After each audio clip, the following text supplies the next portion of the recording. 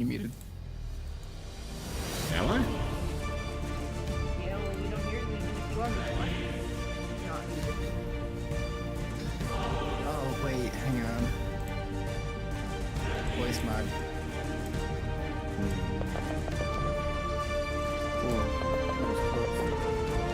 That was also close.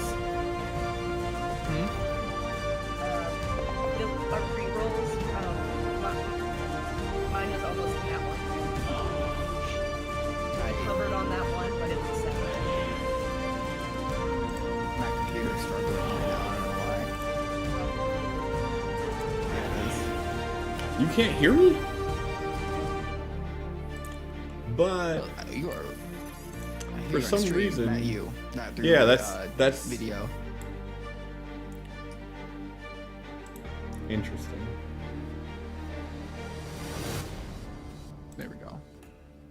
There shouldn't be any static in the background now. Okay, now you should be able to hear me. Hey, there you are. Hey. For some reason, Video Ninja decided that my mic was just disabled. Yeah, mine too. I just set all that back up today. That happened to me like 2-3 weeks ago. Super nice of it to do that. All right, I think we're good to go, right? That's me.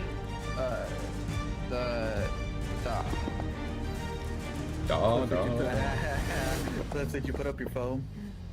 I did not. No. No. I think it's gonna have to sit out for a little while because it came. The phone came in a roll, like it was like carpet. Rounded? Yeah, like a lot of it was like compressed, like a C. So I got it in the basement fluffing up right now. I thought fucking Brittany said phone when you said it came in the mail. Then you sent that picture, and I was like, "Why in the hell is a phone?" It's a big ass phone. Right. If not mistaken, some of them actually say to like wash them, like soak them in water, let them expand, and then just tumble dry with no heat in the dryer. Those didn't have any instructions like that. I'll have to check to see it. That would be interesting. Just don't do it for too long. You might get a few burn spots even with no heat.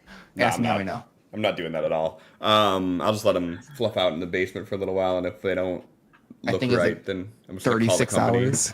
Call the company, but like, hey guys. What do? Yeah. So hey, hi, welcome. This is episode 33 of Adventures from Amethil. Updated the stream stuff, so all the updated character cards are on there for level 7, which I think we did after stream. Yes, we did. But we leveled at the end of the last one, so everybody is now level 7. And outside of that, I don't think there's any big stream announcements to do. So, who'll be doing the recap? Sin? I can. I think you'll be better at it than I would right now. I don't remember this week. You're asking me to remember last week. Good luck. If you wanted any hot points hit, don't expect it though. I want all the hot points hit. Hot girl shit. Ugh.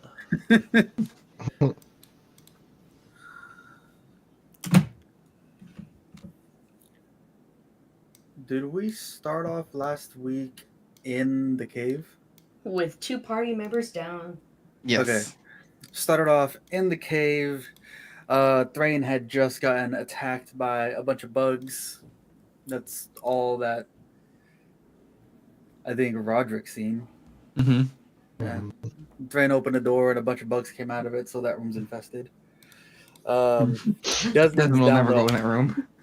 Desmond's down the hall a little bit, waiting for his party members to catch up. Roderick stabilizes Thrain, pulls out his coin, flips it, then flips it, then flips it, and waits for something to happen. Desmond's still waiting. No one's coming. Sends his familiar out. to see what's going on and sees Roderick with two of the party members down, him and his echo standing over them, just arms crossed, looking at the coin on the ground, waiting for something to happen. So Desmond comes running back for the next like 5 turns. Someone sneaks up behind Roderick, who is immediately taken out by a mysterious figure in a hood. Says to grab the 2 bodies, follow him out of the cave. So Roderick grabs the bodies, starts walking out. Eventually, we make it out of the cave, get some broken down tent supplies from the place that Thrain exploded, and drag the 2 bodies back into Sandscale. Talked with a few guards along the way. They have orders to keep doing what they're doing from, I don't know his name, the head guard dude that went flying. So we go in and take the 2 downed party members to the Obsidian Boot. Leave one of them at the stairs, carry Thrain in. Old lady starts freaking out about Nell, or at least walking over to Nell to see what's going on. We get Nell in bed, throw them both onto Desmond's bed, let them rest. After about an hour, oh look, he shared it. I spent all week on that. After about an hour, they each wake up. Thrain immediately goes back to sleep. Nell's asking a few questions. They end up getting their rest. And after a long rest, the party's discussing what's going on. And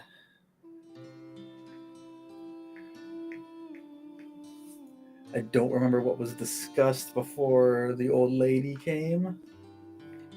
We were talking about what our next moves could possibly be, and the message. Opening that the came. letter. Yeah, that's Was what that was the next talked about, sentence. right? Okay. Uh-huh. Just before she walked in, yeah, and we opened. Because then it, she snatched it out of your and hand. then she walked in. Okay.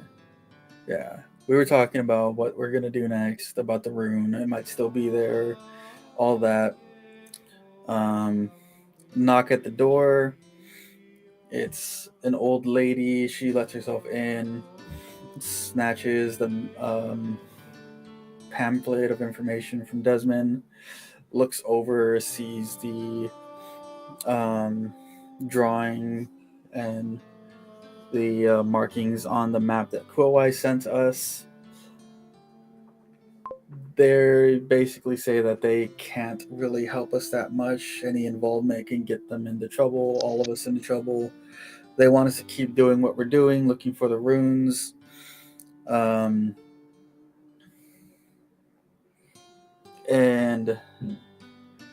after a few questions, not really gaining much info, the person leaves. We're stuck in the room by ourselves again. Immediately after the person leaves, Nell goes into their spiel about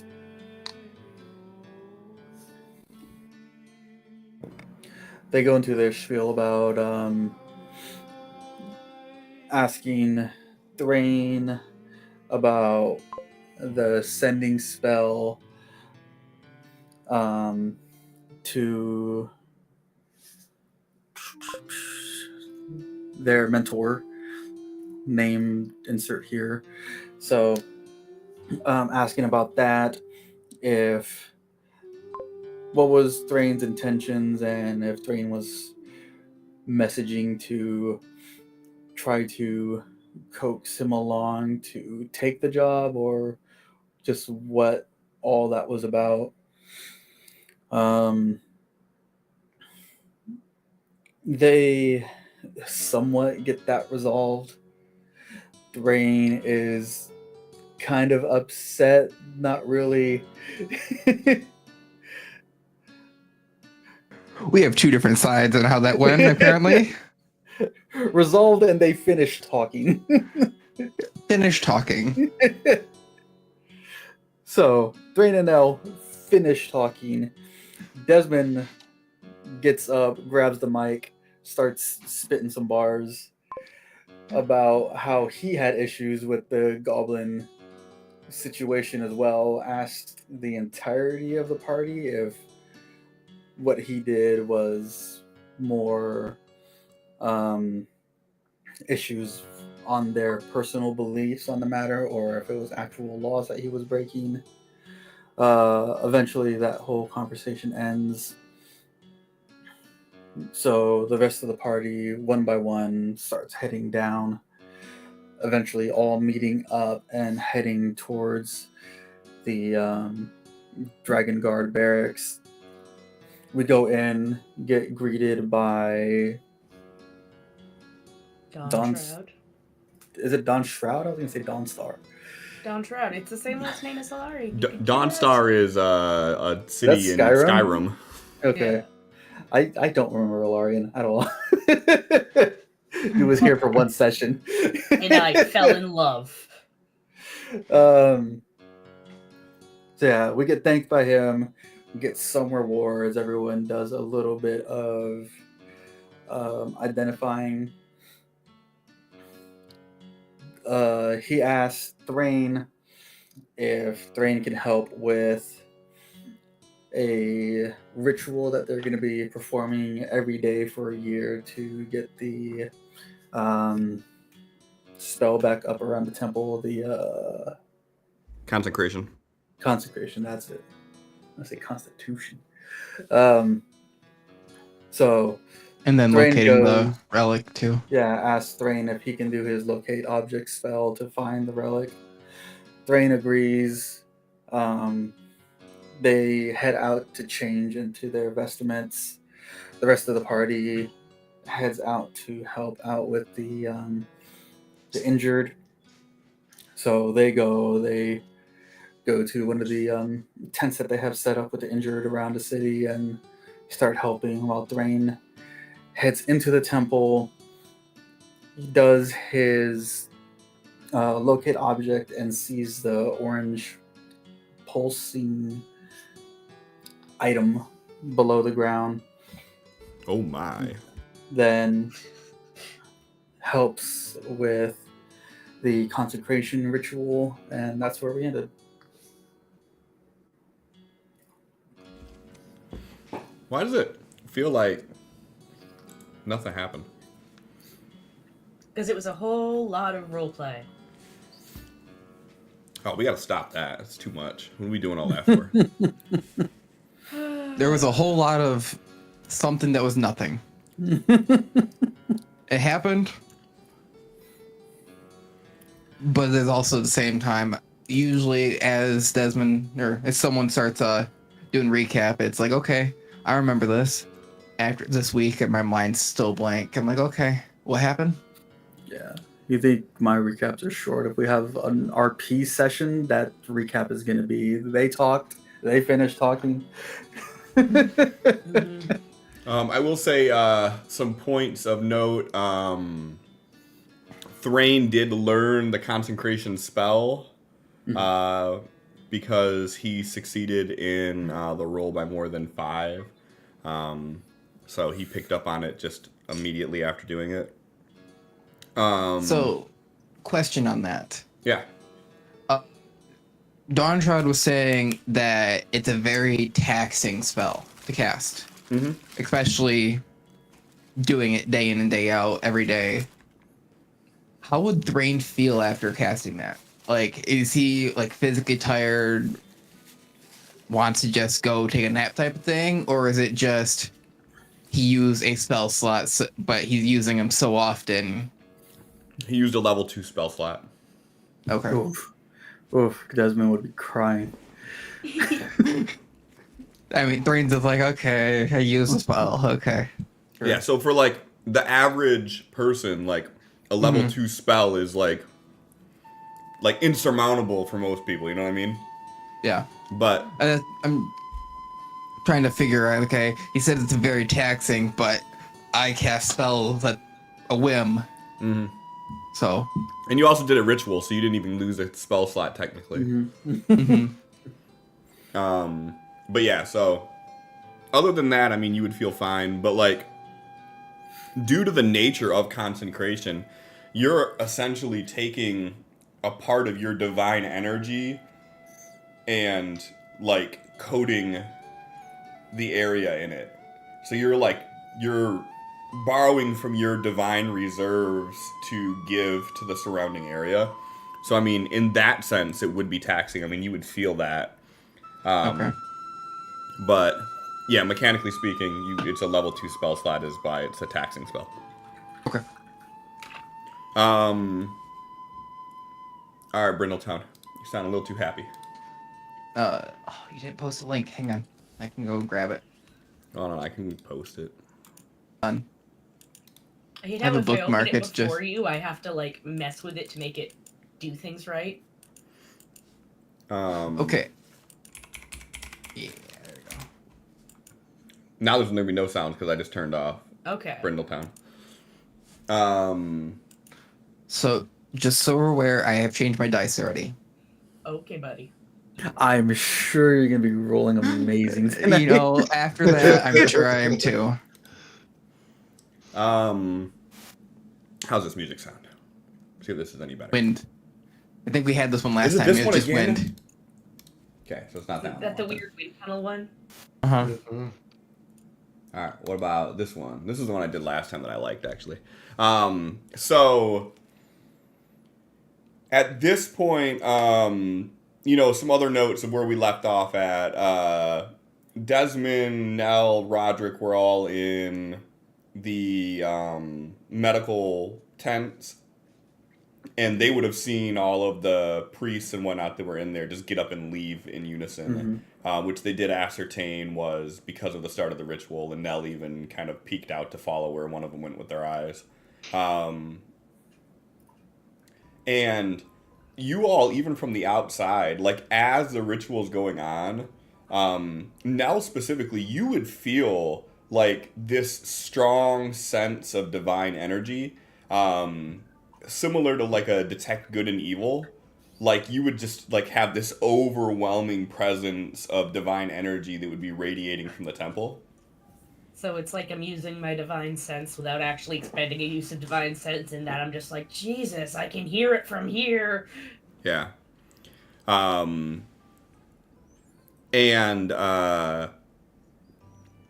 that feeling of dread that you feel inside there, Thrain, like for a moment that subsides. But once everything starts to calm down and just the lingering effect of the spell begins to wane, you start feeling that sense of dread building back up. So it subsides in a way where, like, for a brief second, it's gone, even though I'm standing right above the temple, or it's just lessened. Give me a religion or arcana roll.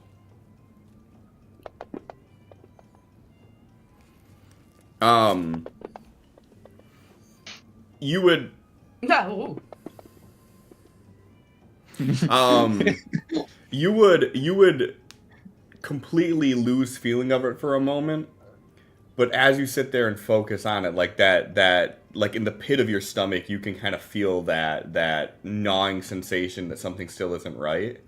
And after a short while, that sensation starts to take over that feeling of calmness that you had, until, as long as you're still near the temple, you still have that feeling of dread building back up. And at this point, it's midday. You all are free to your own devices within the city. What's everybody going to be doing? After dealing with the individuals that are in need of medical attention in the healer's tent and whatnot, I mean, I guess we should probably meet back up with Rain, because our group doesn't know that the object's still there. I'm thinking about it. So how long are you guys there? Because the ritual only lasted about 10 minutes. Let's say after about 15, I would have left. And I feel like it's going to take longer than that in the healer's tent. Yeah. Dustbin is going to be in the healer's tent until pulled away from something. Right now, he is not a part of the Eclipsing Order. He is part of the Black Lotus, and he is doing his job. Yeah, Nell would be doing it until they didn't have spell slots to continue to heal others.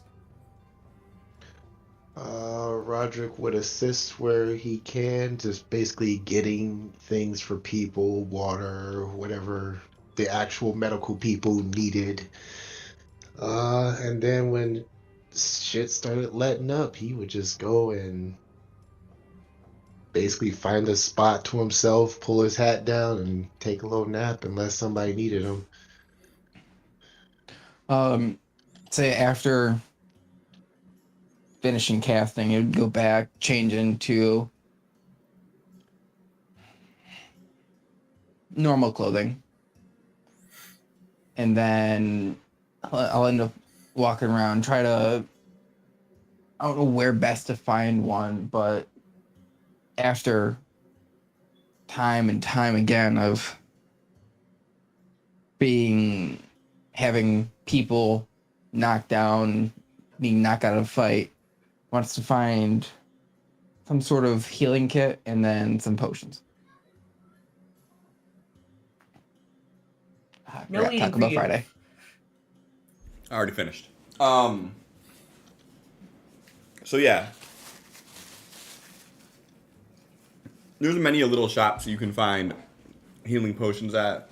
And specifically there is an apothecary that, you know, their main focus is going to be not only on the potions that they have available, but also on like any of the crafting reagents you may need to be able to make your own. Okay. If only you had some of those, you know. Yeah, it's just a couple available to me. Look at that guy. Yeah. So, what are the graders or uncommon? Yes. And then okay, yeah, just a couple. We'll be fine. If only I knew how to. That's the issue. You just have to hand them to Nell. But yeah, going. If you want a healing potion made, you hand it to the person who makes healing potions. The fuck are you talking about? You can also hand him to Desmond, whose class is alchemist. I could also not talk to the party I'm currently upset at for multiple reasons. Hey. You could also go spend money at the apothecary. Hey. Exactly. We just have a lot of money that I need to offload.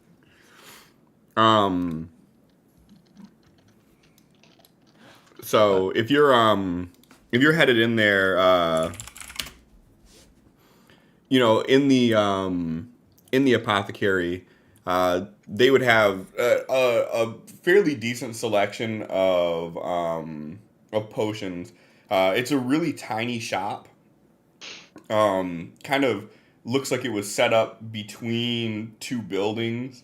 So there's only like 6 or so feet of room on the widthwise, and then on the depthwise it's about 10 feet. And there's a bunch of like hanging herbs and whatnot on drying racks and just kind of attached to the ceiling. There is a small glass enclosure that basically takes up the entire width of it. It's about 4 of the 5 feet with just a small opening. Inside of the glass container, you could see a assortment of different potions. And then on the wall behind them, they have kind of in a staggered pattern, they have vials on the back. And they would have a small handful of healing potions. They would have 3 greater healing potions. And then on the back wall, sort of centered, higher than all the rest of them, they have 1 superior healing potion.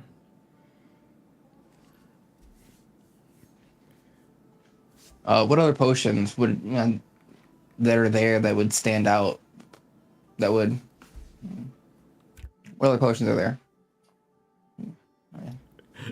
So Um, let me Give look me up the item potions. catalog. Right. Uh, Like, I hear you here. got healing potions. That's great and all, but where the good shit? yeah. So Not so you see that they have a potion of resistance, and then they have in small little like semicircle cases around it. They have a couple different ingredients, and as you read it, they basically say made to tailor, and you can build your own sort of resistance potion. So if you wanted to do fire or thunder or whatever, they have the one last ingredient that's needed for it, so you can kind of put it in and just shake it up. Have Okay. a fucking build a bottle. Like it. There's a potion of climbing. There is a potion of animal friendship. And there is a potion of hill giant strength. okay. Um, think about those for now. How And much then, for? like as you're walking in, there's an older lady that's in there, and she stays quiet for the most part as she sees you looking around. And as you like start studying the bottles that are in the case a little bit, she like leans in it, and you hear the glass case kind of creak a little bit under her elbows. She says, "Are you looking for anything in particular?" Not necessarily. Just looking for anything additional that catches my eye. I'm definitely here for some healing potions, but figured I'd see what else you have with in your wares.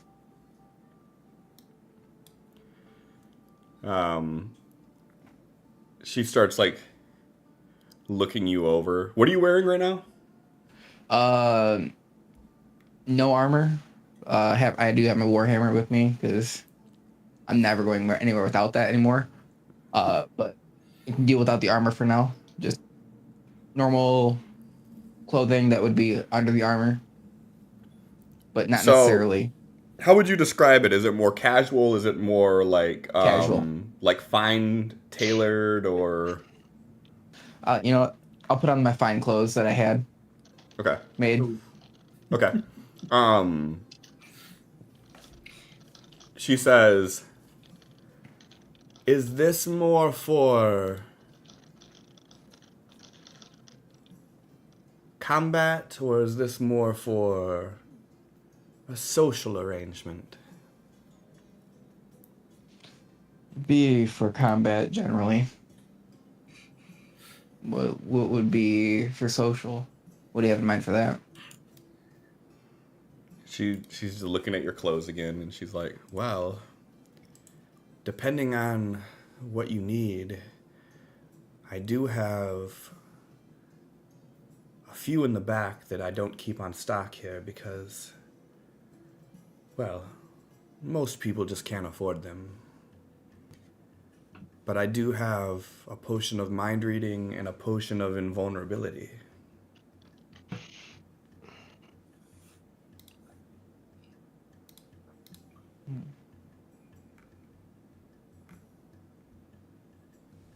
That potion of invulnerability, is it like these are gesturing towards resistance ones, or is it specific to one thing?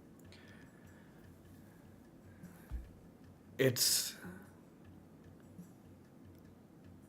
a lot more involved than a resistance potion. Most say that for around a minute or so after drinking it, you are completely impervious to any damage.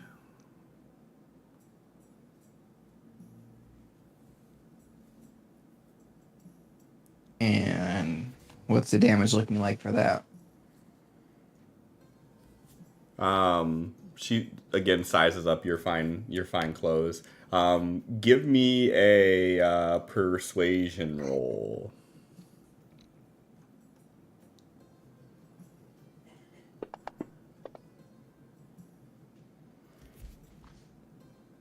I'm a little sleepy still. In and out of game.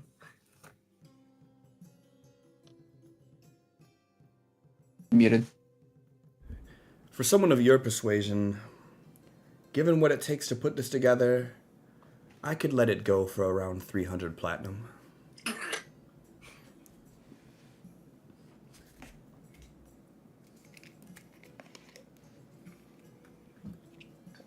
But think about it. For an entire minute, you have the run of the battlefield.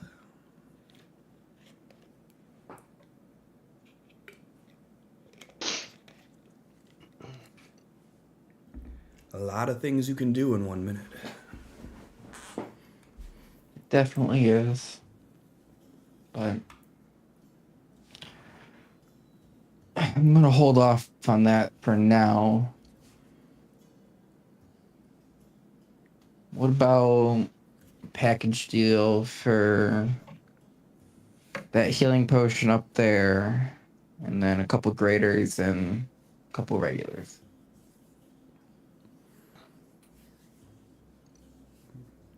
When you say a couple, what do you mean? Literally 2? Let's do 5 regulars, depending on pricing. And then 2 graders and and that one up there.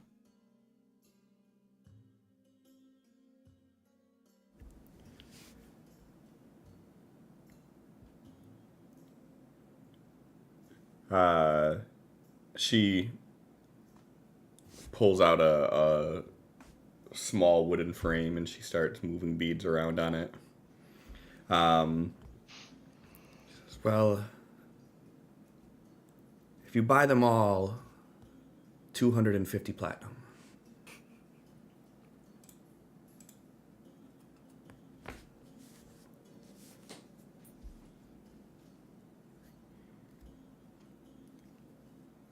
What about with that without the big one? Well, without the big one, you're not going to get the same deal, so 65 plat.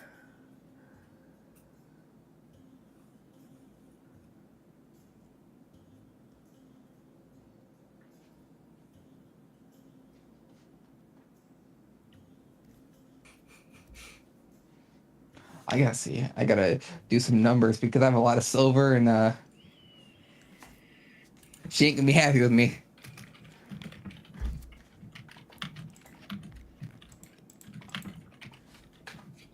Zach, what's going on, man?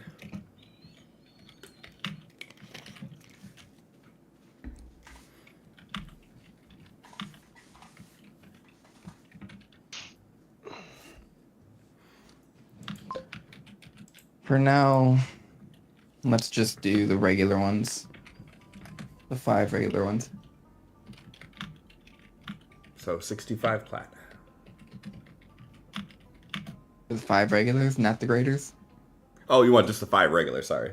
Yeah. Let's say I'll walk out right now. That's a little. I mean, 25 plat.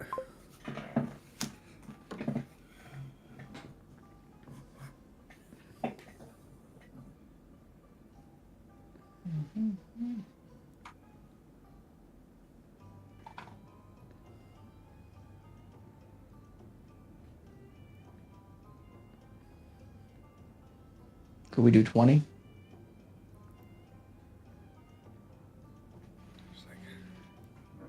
There's 20 platinum worth of ingredients in there. I would make no profit off of that.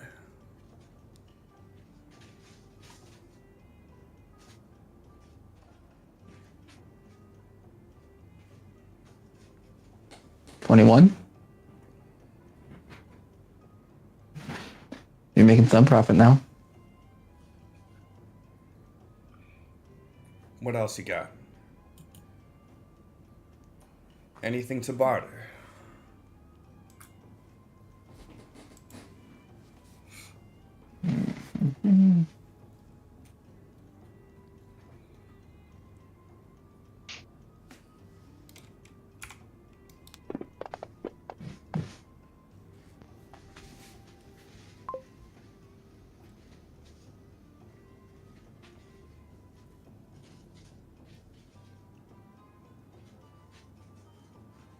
dig through my bag and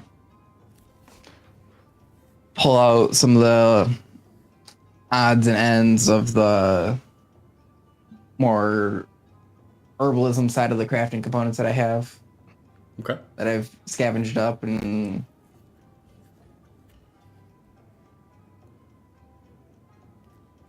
say about 40 uncommon.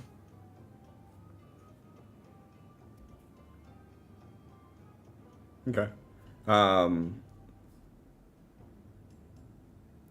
If you're offering up 40, she says, let's call it 15 platinum and the 40.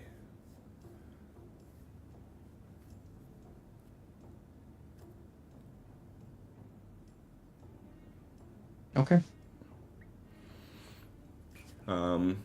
Then she takes the different herbs and whatnot, and she like looks at them, and she kind of pulls them to the side, and she like makes room for you to put the money down. You can put 15 platinum down on the counter. As you do, you see her cast a spell on it. She waits a second, and then she scoops it into a little bag. And then she pulls out the 5 potions, and she kind of slides them towards you. It's like, well, if you have any more of those are worth their weight in gold.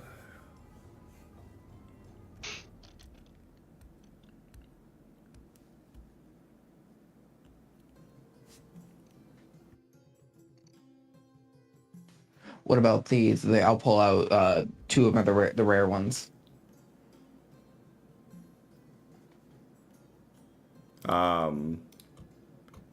She like pulls them close and like looks at them. She's like, "Where did you find these? This doesn't grow around here." Traveled quite a bit. I'm having a hard time not hearing. Be like, oh, around here and there. It was under a rock. You're offering 2 up? Just getting a pricing on them yet, but yeah, about 2. Offer up 2. She's like, well, we could knock.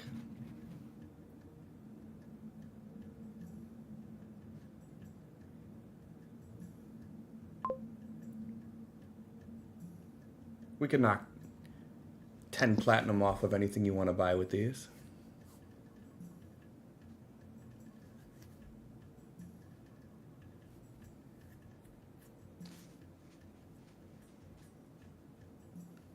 Okay.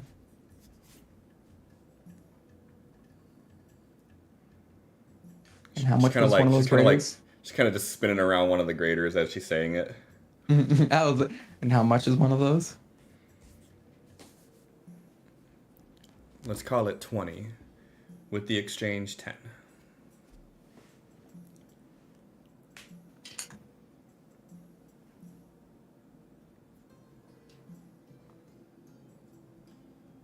All right, I'll take that too.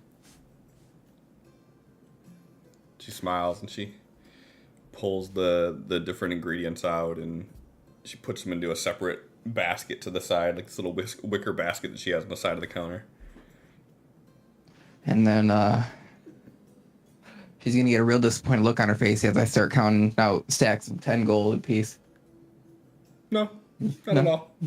No, yeah, just put out 100 gold. You see her cast another spell as you do, and she waits a second, and then she gives you a smile and she scoops the money into the bag. And she pushes the greater healing potion next to the 5 regular ones that you have. I think that'll be it for now. Would you know where I happen to know where I could find a healer's kit? She kind of chuckles a little bit. She's like, "Oh, I probably have one of those buried around here somewhere." And she like goes looking. She goes looking in some drawers that she has in the back.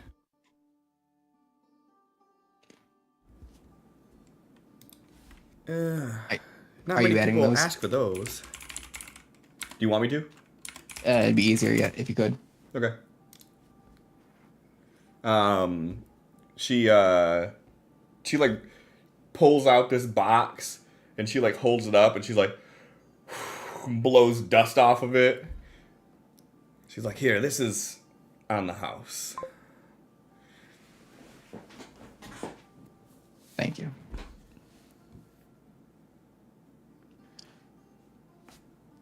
If I think of anything else I need, I'll definitely be back. I'll be here for a little bit. Well, you know where to find me. I'm gonna make good use out of these ingredients you gave me as well. I hope so. Those other ones, those are kind of hard to find. I will say that. I believe it. I haven't seen anything like that around this area. You must have gotten that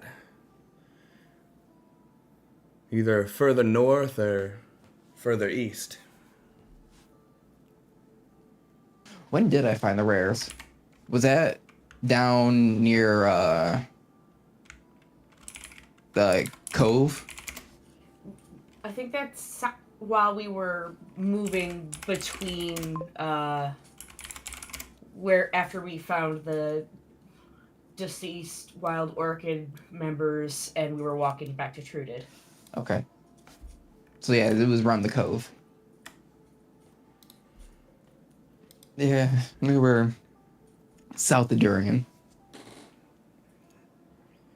I might have to send a couple of the local adventurers out that way to collect some more. If you don't have use for them and you want to bring them here, I'm happy to buy them.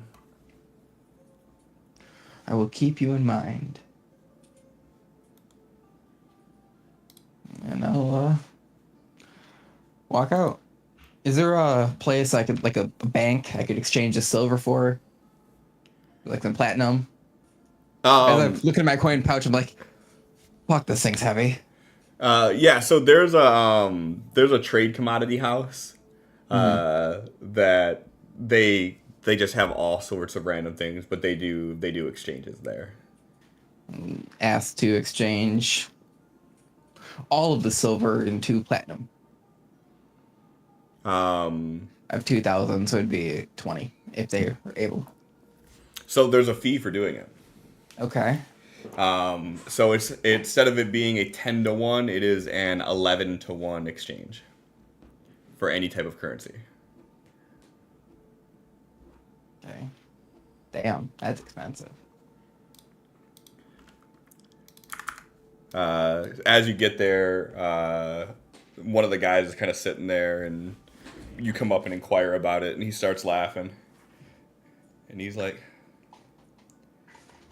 "It may be expensive, but at least you aren't lugging around 200 pounds of copper." You aren't wrong. Wrong one.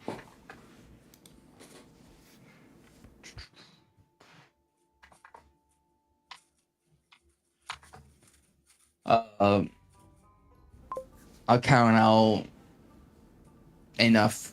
It'll be end up being 1,091 silver, which will end up being 181. 1,081. 1,991. It will give me 181 gold. Okay. Is there any reason in particular you're doing it that way? Just for my knowledge? That's the easiest way it rounds to a full number. Oh. The silver, dividing it by 11. I have 2,006, and the closest round number is 181. Gotcha. Okay. It's just how much rounded out nicely. Oh, so like if you were to offer the full 2006, they'd give you 183. Okay, yeah. They'd be nice to you about it. I'll offer all of it. I want to get rid of the silver. Yeah, so that's what they tell you. when you try to barter it out that way and counting the money out, he chuckles and he's like, "Let's just call it 183 for all of it." Sounds good. It's gonna be too much of a hassle to count it out. But they probably have scale. Not actually saying this, just in the back of my mind, they probably have scales. Just weigh it out instead of actually counting. Oh it. yeah, for sure. Because when someone comes in with 2,000, you don't want to be counting all that out. I know I wouldn't. So he takes all the silver, and he just like swipes it off of the counter like into a wheelbarrow that they have behind, and then he counts out 183 gold in front of you. Like he has like a stack rolled up that he puts down that has 20 in it, and he does that over and over again until he gets to 180, and then he breaks one open and pulls out 3, and he's like, "You can count it if you want to, but step to the side so we can get to the next customer." You do this enough, I trust you. Keeping the rolls and as long as all the rolls line up and then height, Yep. They're not trying to do Just put anything 'em in- shifty here. nope. That you can I'm tell. gonna drop them all in the rolls in my coin pouch, and then you added the gold. You didn't remove the silver, right? I did both. Oh, take a second to load. So I updated everything there. And then like as you're in this place, like it's like you walk through a set of doors to get into it, but it's almost like a open courtyard with like booths lining it. And like inside there they have like camel and horse for sale. They have some farming machinery for sale. They have just a bunch of random trinkets that you can like look at. A lot of them look like they're spare parts for the water filtration system that they have. But there's a lot of just odds and ends that you haven't really seen at most of the other shops that you've been to in town here. Okay. I'll take a minute just to peruse. I'm in no rush today. Okay. Not necessarily looking, just perusing. Yep, no worries. And it's kind of busy inside there with people coming in and exchanging coin, and you hear some people bartering for the livestock. So it probably would remind you of like the markets at home a little bit, where they do a lot of actual barter versus money exchange. But yeah, so while you're there doing that, what's everybody else doing? Like I said, Desmond's going to be tending to injured all day until pulled away. Okay. Well, you'll never be pulled away, so. That thing we talked about, are there any people that fit the description of an upgrade? Give me a perception roll.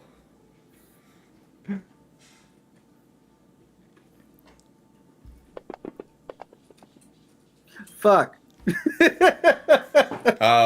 So out of the people that you're seeing right now, most of the people that you are tending to at this point, they're not really like gravely injured. They're kind of like second wave of injured people, like people that didn't need immediate treatment when things were going down, but still needed, like you're seeing a lot of like broken bones, dislocated shoulders, non-lethal wounds that have been mended. So it's people that basically the clerics couldn't heal everybody all at once, so they tended to the most grave first, and now you're doing second wave is what you've been seeing today. So not a lot of big mortal wounds, dismemberment, nothing like that.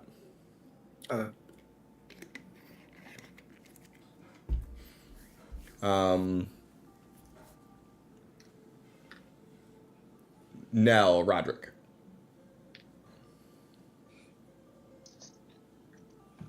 Roderick will start making some. He's gonna try and make another type of magic bullet. Do you have the crafting components for it? You do. No. Aha! I mean, yes, I do. Yeah. So if you want to subtract 10 from that, and give me a Tinker Tool roll. All right. And what type are you trying to make? Oh, bitch. Um, let's see here. We got fire, ice. I guess just straight magic. I guess anything plus one is considered magic, right? Yeah, basically all these are going to be considered magical. I mean, the fact that you're embedding different elements into the bullet itself, like it's of magical origin. Mm-hmm. I mean, if you want to embed just like arcane into it, I mean, you could do that. It's just that'll be just a It regular just wouldn't really plus do one. anything. Yeah, I mean, it's Yeah. magic missile damage. It's like force. Yeah. I don't know. Force might be good in case we run into something with immunity, but Your then call. again, with me being able to switch the type that I use, I don't know. Sam, what am I making? I don't think we have to worry about immunities right now. Fire's been working out. That wasn't helped. Do you still have fire bullets? Yeah. Make some ice. He's already got ice too. I already got ice. Fucking hell. Lightning. Yeah, just fucking hit all the notes. There we go. Lightning. Let's do lightning. That works great. You got a lethal damage taser now. They're like earth. Could be non-lethal. Fucking- Just soon put a as it- rock in the Yeah, as soon as Amber. it hits them, it like puffs out the dirt and shit. my eyes.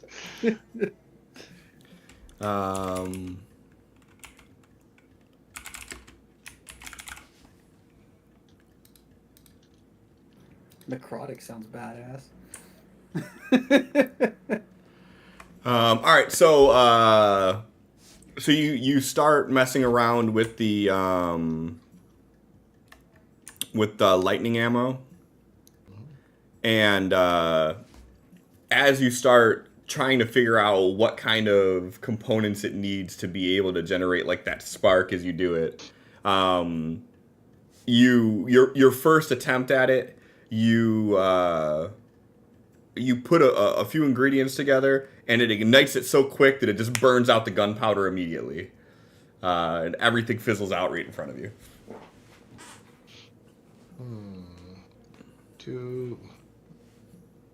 See, inspiration isn't the reroll one, is it? Nope. Damn. You don't get no rerolls. There is one golden d20 if you want to do a reroll, but you'll be using the team's golden d20 on one step of 10. All right, don't tell them I said this, but fuck them. Let's use it. Sure, you can use that. Go ahead and reroll it. They didn't hear it, right? Nah, they didn't hear nothing. Okay, cool. Motherfucker. Hey.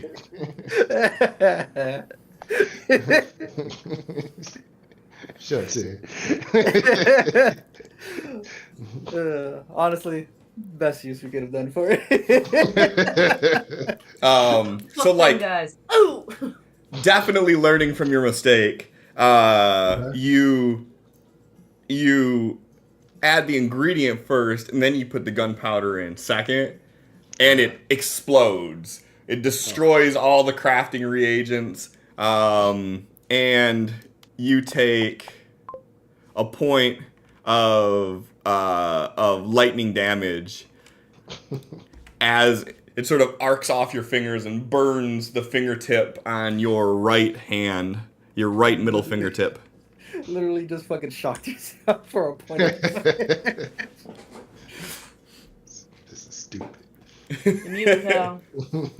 And that does destroy your crafting reagents on a crit fail, so you lost all 10, and if you try again on the next one, you will have to spend 10 more.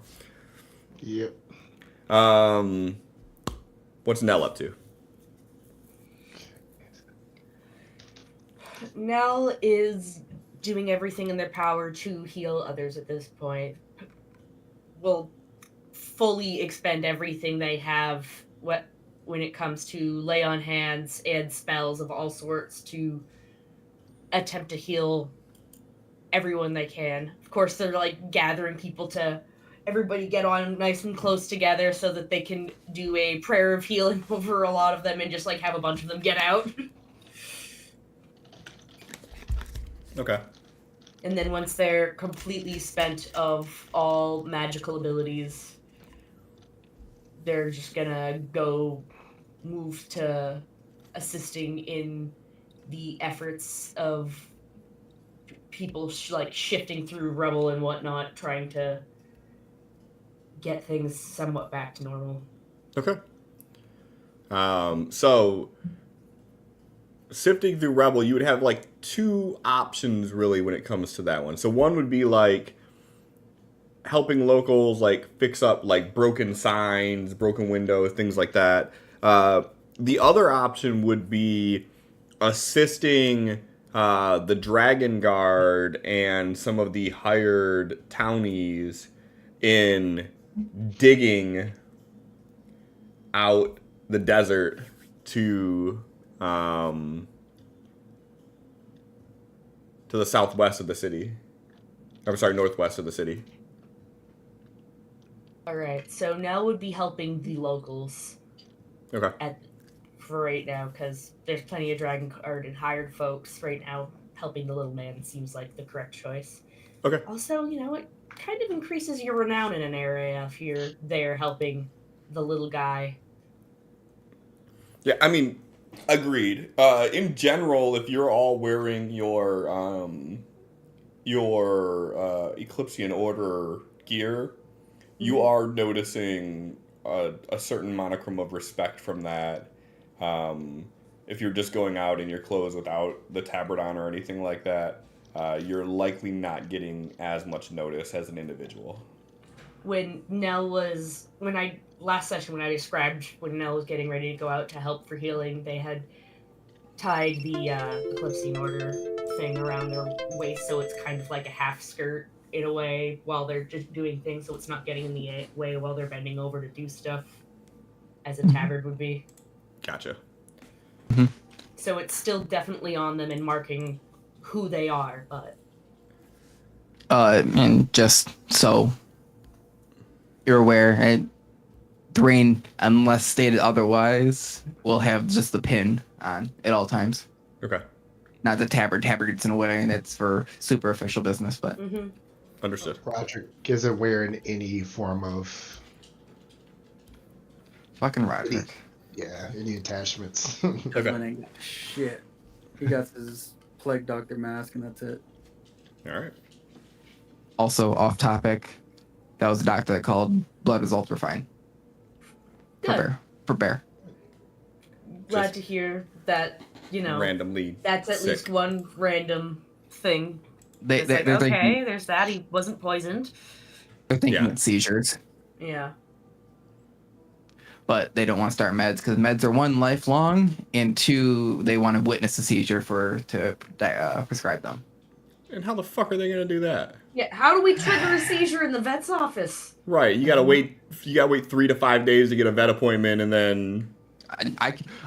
So here's the reference. Like in my vet, I had the ER visit. The vet opened at 9 a.m. the next morning. I called at 9:02. I had an appointment for 9:30. That's good. My vet has 6 doctors for that reason. That's good. But either Yes. way, if it how are they gonna see it? Seizures are a sort of thing. Oh, you gotta record it. That's Okay. likely the only way they're gonna see it. It's just I gotta have the mental capacity, grab my phone, record, Right. Instead of Just sit there being and like, watch it happen. instead of comforting him as he's Yeah. trying to run away from me because he's scared he's gonna get in trouble for getting sick. You got Which the he's never has. Cameras now. Hmm? You got the video recording on the cameras now. That's in the living room. Hmm. When Not he always gets there. sick, when he gets sick, he tells us and we run outside. That's so weird. Yeah. Well, I'm glad that it's nothing serious, though. Yeah. Well, you know. Yeah, he's fine for now. Yeah. Nothing immediately concerning. Only the third time it's happened, so. All right, so, Thrain, long day of perusing the city. Desmond, Nell, long day of healing and helping the locals. Roderick, probably got some good naps in and shit. Right? Say towards the end of the day, I'm gonna, once heading back to the room after perusing, I'm gonna pull out the one of Orcus and try to attune to it again. Just sitting there getting ready for bed. Like, why not try again? But So, like, you're in the room? yes, Okay. we all had separate rooms, right? Yeah. Yeah. Okay. So yeah, we can. Anybody want to do anything specific before we sort of jump cut to the evening? Not particularly, no. Okay. Then yeah. So for my reference, has Thrain been avoiding everybody all day, like purposefully, like? Not necessarily avoiding them. If he runs into them, he'll talk, but he has stuff he needs to do and wants to do, and we're gonna be here for a while. Okay. That's fair.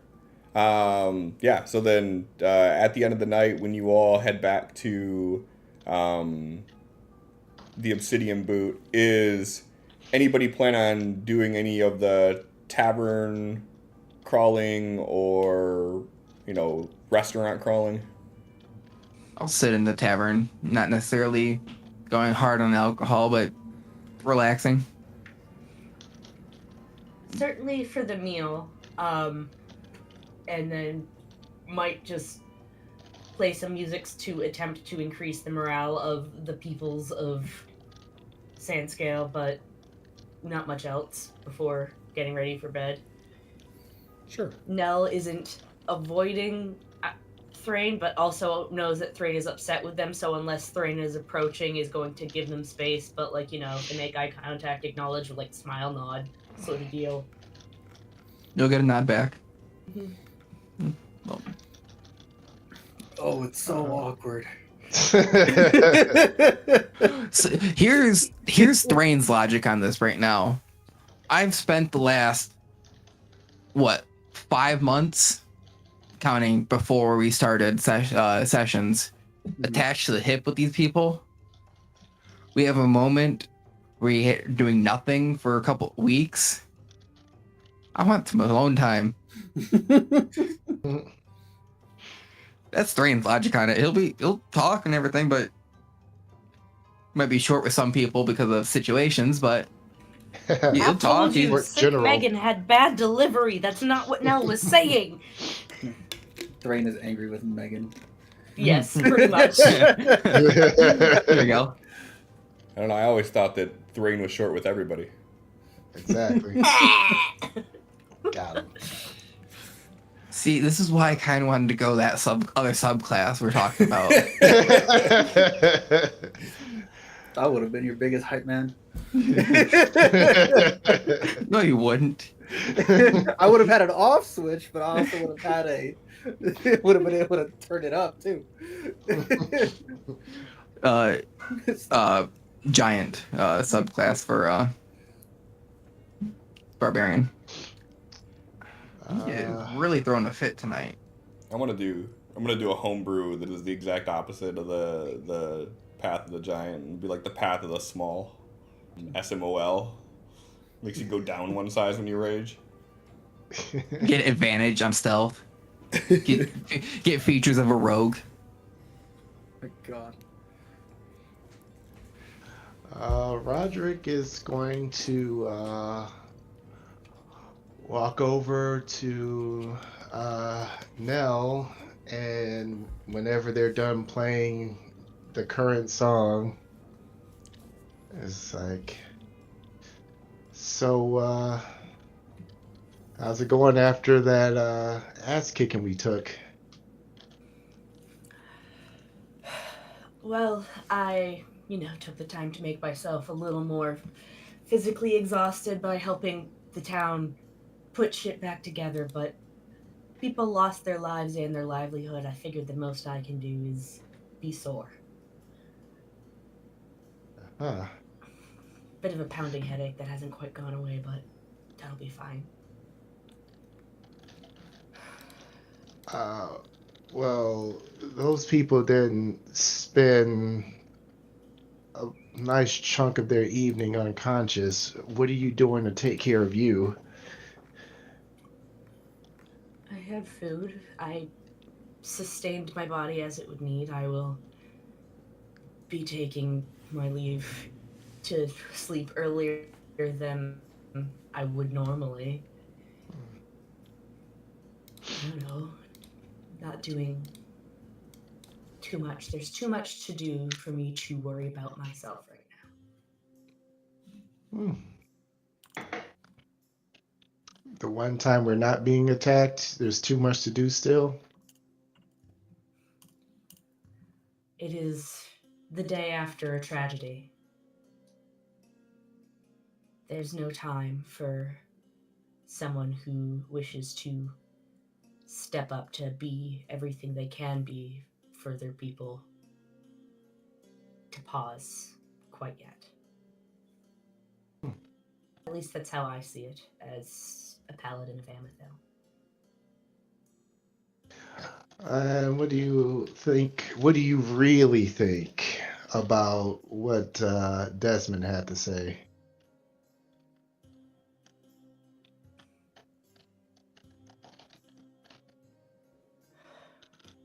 Which portion of it? His no longer wanting to even think of hope? I mean, it was heartbreaking. Not for any reason other than that it's hard when anyone reaches that point, and seeing anyone, especially somebody that I care about so deeply, feeling hopeless is hard. I know we can't rely on hope, but it is good to help keep us going. Hmm. Uh, I have to check because I know you are really trying to hang on to the last threads of the order, but I've already had the conversation with everybody that I don't think we can get things done in the way that we used to. We And all now, had that conversation. Things are changing, and I hmm understand that.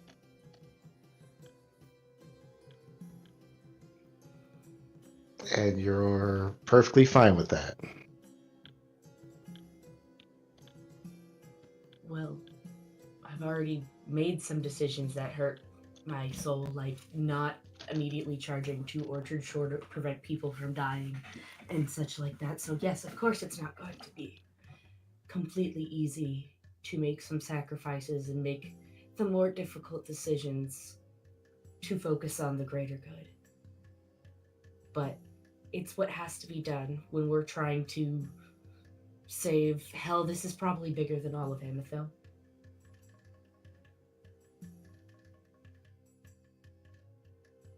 Okay. Just making sure because it seems like, the whole idea maybe a few weeks ago was keep everybody on the same page, and now we seem to be separating in entirely different books. I don't even understand what has happened in the past 48 hours in that regard. Yeah, it's all been very confusing. I think we've all gone through a lot, and some opinions have been placed very hard in the sand, but a lot of the stuff that got brought up was stuff from the past that we've already agreed was not right we had done and that we needed to work through better. So felt a lot of repeating of that we need to properly communicate how we're feeling and work through things, defend the greater good, understand each other's personal and cultural differences. It's all a work in progress. All we can do is work on understanding each other.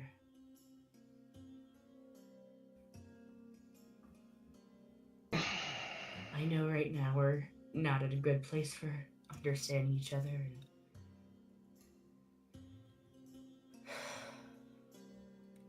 I've certainly minced a few words and didn't say things quite as I was intending on portraying them. They were taken in ways differently than I was trying to say them, but I'm trying. And I really appreciate you coming to check in.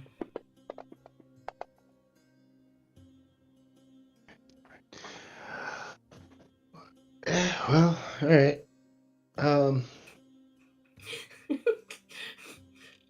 Was just seeing if there was a plan, because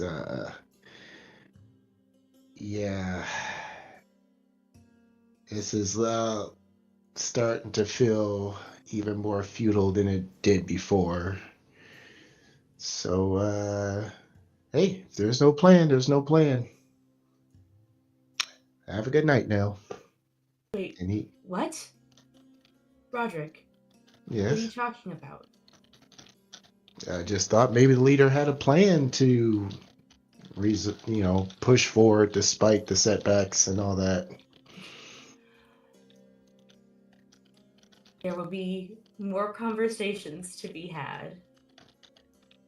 Certainly, I need to re-iron things out with Thrain because emotions got a little heated and my words didn't meet their intentions, and I have to iron that out. I already spoke with Desmond earlier about wanting to discuss his people and his culture more so I can understand not only where he's coming from, but those who will be coming into our kingdom. I'm doing things around the city right now to increase renown so that perhaps when I go to attempt to take throne, people will be okay with that. There is many plans. I suppose I'm having a hard time understanding what exactly sort of plan you're looking for answers to. I don't know. I've never been a leader myself. I'm just used to like some sort of rousing speech or some sort of plan to say this happened, but here's what we're going to do to move forward anyway. One of those leader things that leaders do. But yeah, I guess you're still working on it. So I am yeah. still, like I said, I need to speak out with everyone. And I attempted to do that earlier this morning, but apparently it was too close to when I had just woken up from being unconscious for an extended period of time. And I don't know, maybe I have a concussion. Clearly, my communication is not coming through the way I need it to. So this is happening in the tavern, right? Yes. I'd say it did say Thrain was in the tavern having a drink. How far away from you are you guys? Are you guys at the other end of the tavern? Where are you guys at? Was something that Thrain could hear, or is it just something? Was just kind of in the center area because they were playing their music and doing bar shit. So it was, I'm going to be where people can hear me most while I'm trying to play music to attempt to improve morale. Mm-hmm. Just curious. So if you are anywhere near the center of the tavern area of the Obsidian Boot, you And so might be close enough with an earshot. he would have been off to the side, out of the way. Just curious on where that conversation happened. If you're not actively trying to listen into it, you Mm. probably wouldn't have heard it. Okay. I assume that there's a lot of noise going on here, especially if there's bards playing music and whatnot. Roderick and Nell having a private conversation, not in whispers or anything, but just having a Just conversation chatting. next to one another. Unless you were actively trying to listen in, you wouldn't have heard it. No, I'm just. I heard my name brought up a few times, and I wanted to know if they. Nell knows I'm there. I just wanted to make sure, you know. Give me a perception I- roll. See if you I- caught your name being tossed around at all. Did your ears start burning?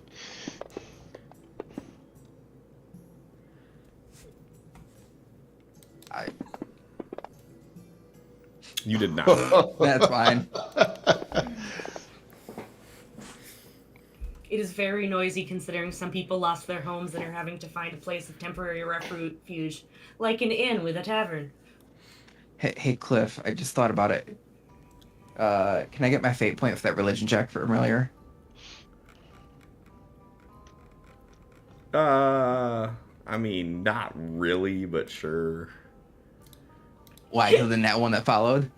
Well, no, because it wasn't really like any asked sort for of it, story though. element or anything. But it's fine. No.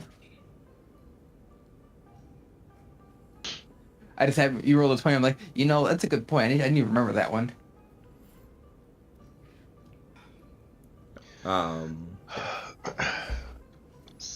Oh.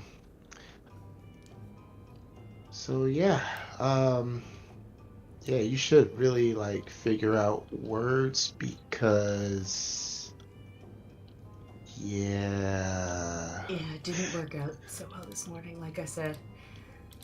Also, do you think Desmond's dad's gonna be okay? Like you mentioned, his people coming here, but then also you being on the throne. Those two things don't sound like they line up together. Just me. I don't know. I feel like there's some conflict to be had there.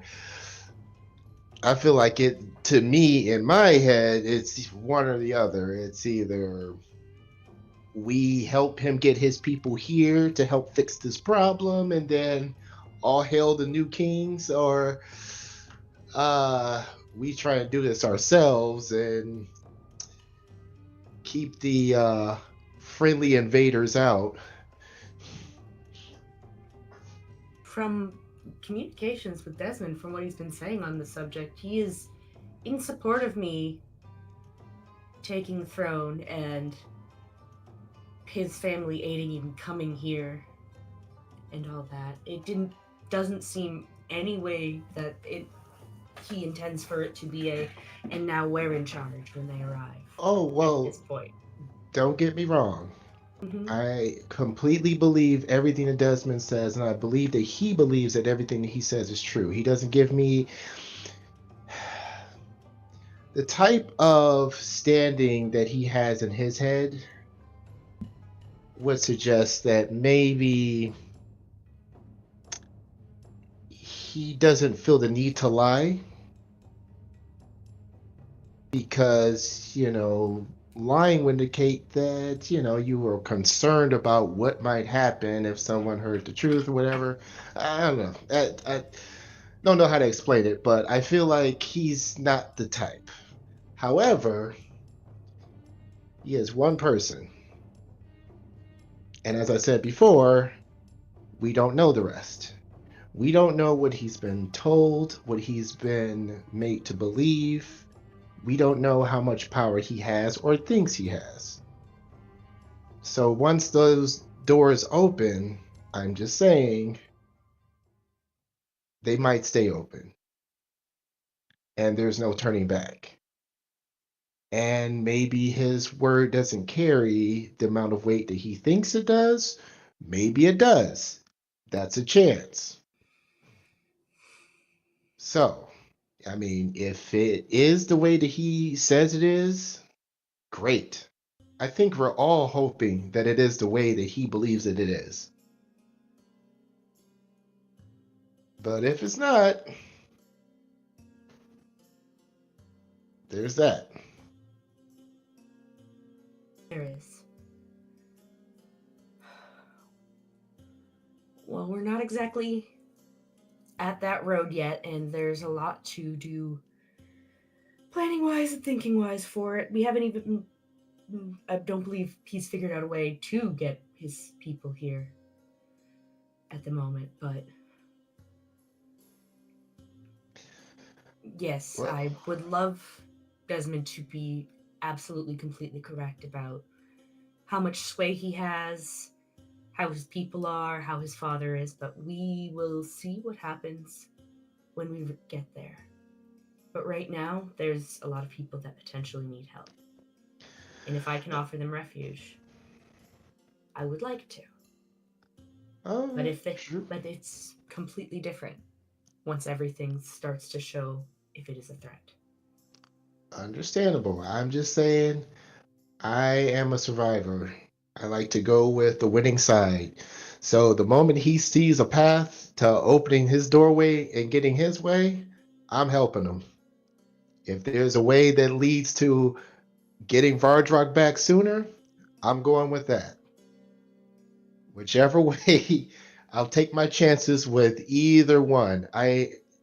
As long as the whole fate isn't resting on this human, it's better for everyone. And That's your results also, guy. and also, which regardless of what happens, could you keep any one of the order outside of away, long away from Furin? Like just my home village, our humans, yeah. Just even if you have the best intentions, just stay away because we seem to be, fucking cursed. And everything wants to look over us and manipulate and destroy and kill and yeah, no, nope. Okay, deal. Yeah, stay away from Fern. Yeah, yeah, Other than cool. telling people, hey, evacuate from these places, gather en masse, as we discussed earlier today. You know what? Just don't help at all. Yeah, everywhere else fine. Do that. Just you get a vision or dream or anything about Fern, just keep it to yourself. I don't need to know. They don't need to know. It's fine. It's fine. We're good. The dreams and visions aren't to be trusted at this point. I don't care what the dreams and visions have to say. I've been saying that for a long time. But glad we're on board on that too. Anyways, figure out your words. I'm gonna go drink until I pass out. Well, you have fun with that. I am going to go. Nell looks down at their body, remove some of the blood that may or may not be mine from my clothing, and also my skin. You're gonna remove your skin? Shut the fuck up, Cliff.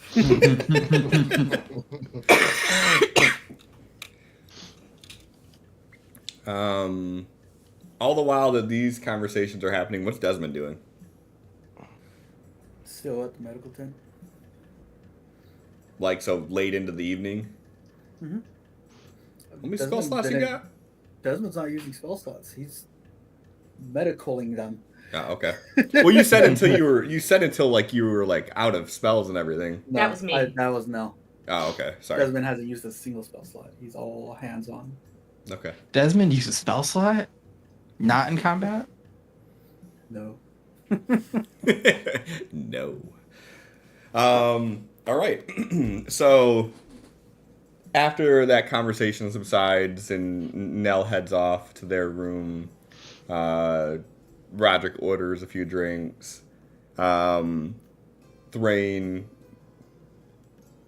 after everything starts winding down and you head back, and you're kind of just sitting on the bed and you just have that replica wand. And you get the urge to try and attune to it again. for the attunement. I'm pretty sure Pass Without a Trace is expired by now. Yeah, probably.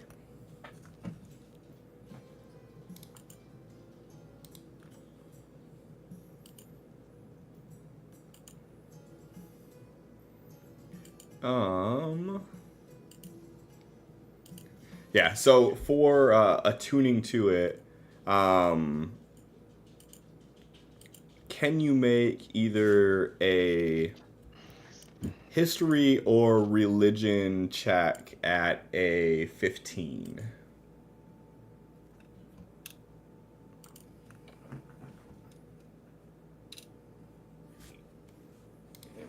That's fine.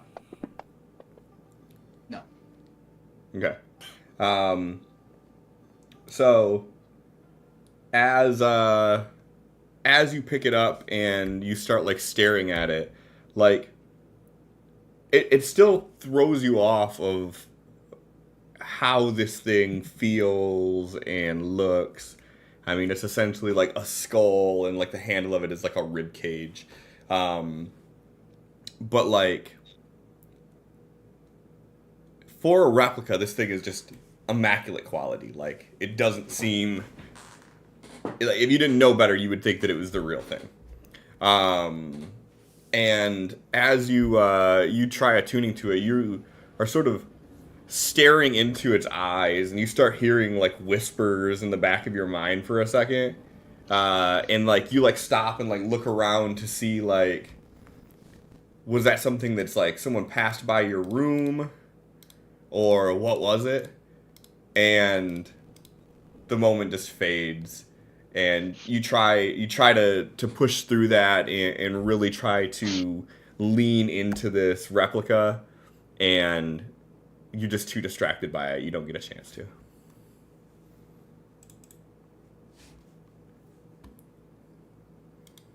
Okay. And as the day winds out, Desmond, you finally have someone tap you on the shoulder, and they're like, "Hey, it's getting late. You should probably head out. You can resume again tomorrow." Without saying a word, Desmond just looks at them, stares for a second through his mask, and turns and walks out. All right. And like as you get out of the tent, like you see that the city is mostly wind down at this point. Like sconces are lit. You just have like the light from the flame sort of illuminating the streets. Otherwise, it's pitch black out here. And I guess this is the first time that he's actually taken a look, but like on a scale of 1 to 10, the actual damage to the city, instead of just like a horde running through it, how bad is Sandscale? it's not bad. I mean, like damage wise, like maybe like a 3 or a 4, and most of the people have been chipping in to help one another with getting things back up.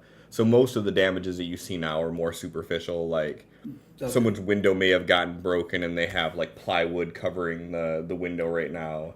That's the impression I was getting all day. So, not really looking to help in that situation then. And if he's been working medically all day, then I guess he's just going to head back to the room now. Okay. Then you do that. Ugh, one sec. Hot as hell in here. Yeah, so then, by the time the what's that? How long has passed from the conversation that has happened with Roderick and Nell and Desmond walking in? Sorry, I'm trying to timeline things. From that, maybe an hour or so after your guys' conversation. Okay. Because after that, Nell would have just ended up going upstairs, bathing, and then would probably have grabbed food and been moving to go get Desmond at that point. Like, you need to take care of yourself. So. Yeah, you'd probably still be in Bath when Desmond makes it back. Got it. As soon as Desmond gets back to the room, he's going to clear a table and start doing research on his tool then. Okay.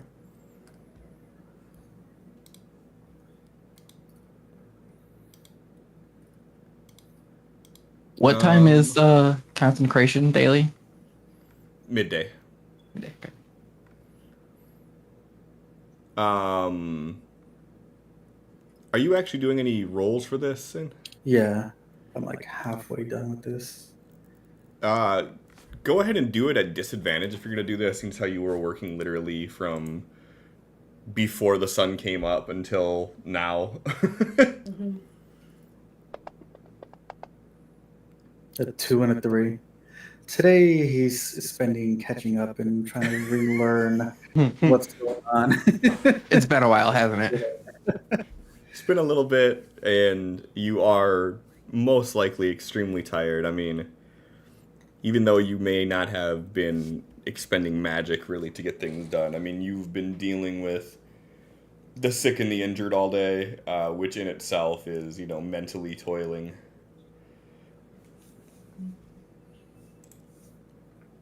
And Desmond's just gonna open up a window, pull a chair to it, and meditate while he stares out the window through the night. Okay. All right. And as the day comes to a close and you all finally get some sleep, There would not be sleep before something's happening. okay. So, upon disrobing and taking the bath, Nell would have noticed a new, very large marking down their body. Completely never seen to them before.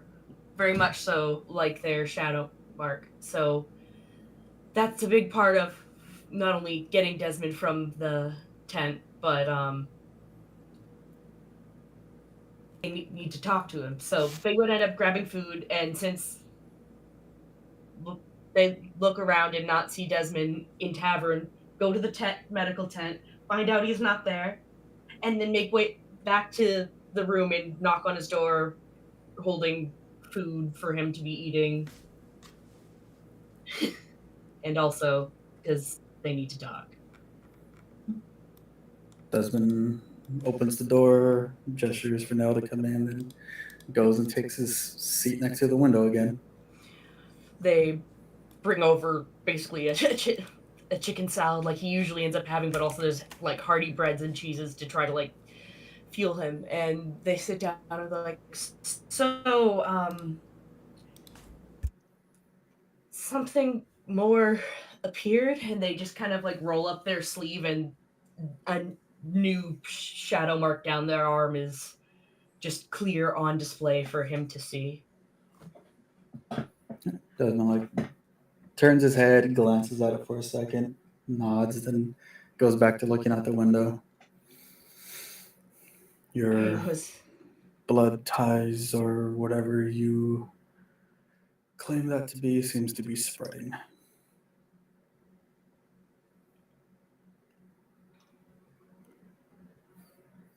Are you Yes. sure this is actually beneficial and not some disease that is spreading through your body? I am very sure this is the mark that my father had. This is my father's bloodline. So I was wondering if you perhaps would recognize it if I were to show you it. Desmond removes his mask, places it on the table, and like scoots up in his chair and just hands on his knees, leans forward. Nell takes off their jacket and it's going all the way up their arm, and he can see it disappearing into the shirt and such. But I guess Cliff, would he be rolling to see if he recognizes, or he just inherently does he?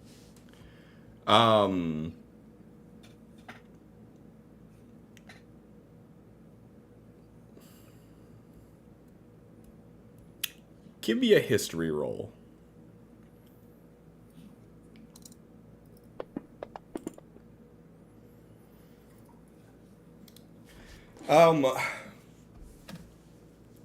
So you would recognize the mark, as it resembles the symbols of a bloodline that you remember from back home. But it would be very confusing for you as to how it could be the bloodline that it was, as the bloodline would have been one of the royal guard, but one that has been dead for hundreds of years. Story, Quiff.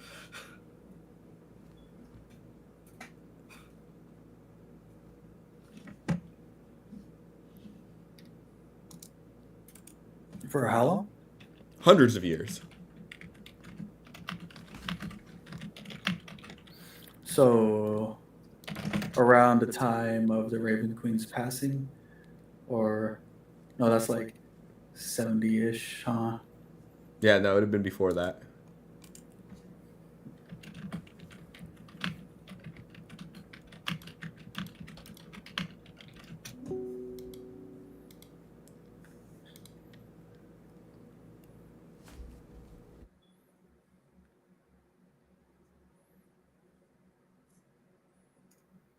That's odd.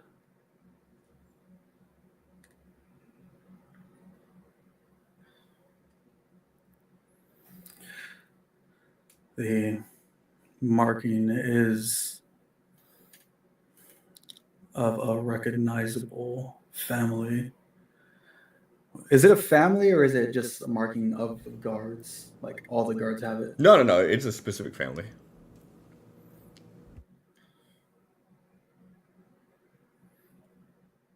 Hmm.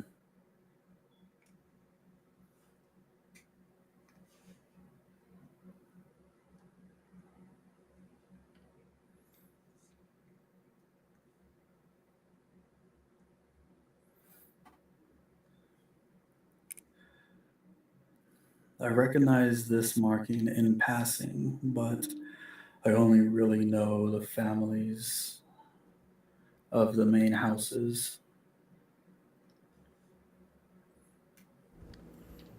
Normally, the 5 main houses get their markings as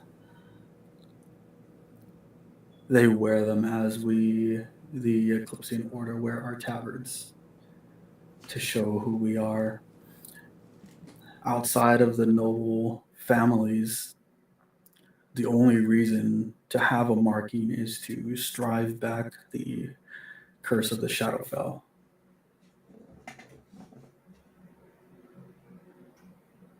But this marking is of a family.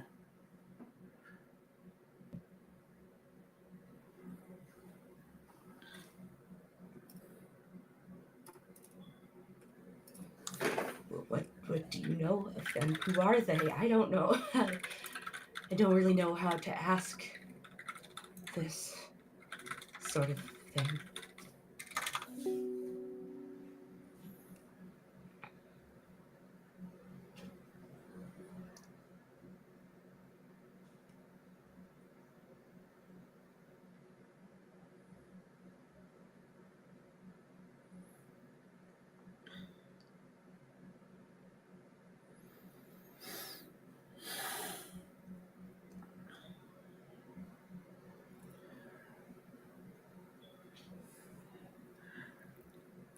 This is beyond me. I will not be able to give you any information on this. There are two, as what I mean to say that this is classified to me. Oh.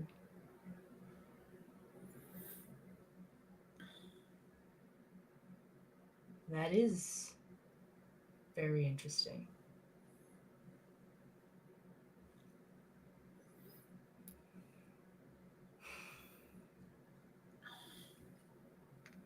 It's not that it changed much. It was more of genuine curiosity.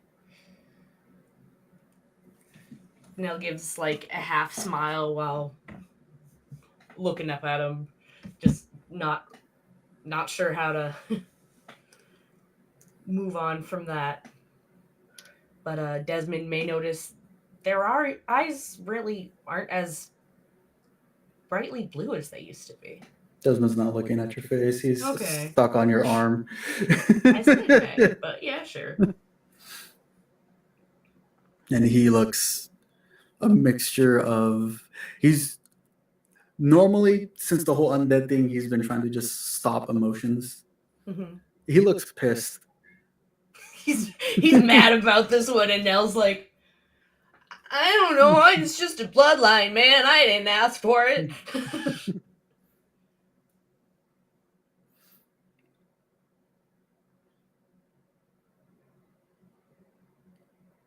And he's like intently studying your arm.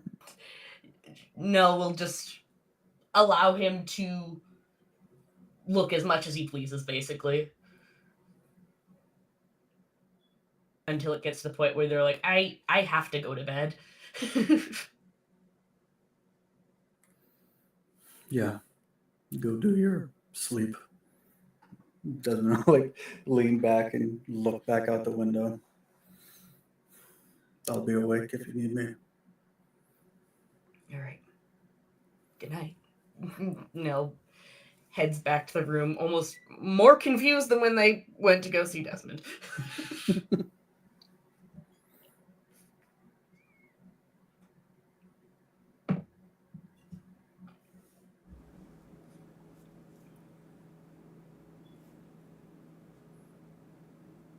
Bedtime.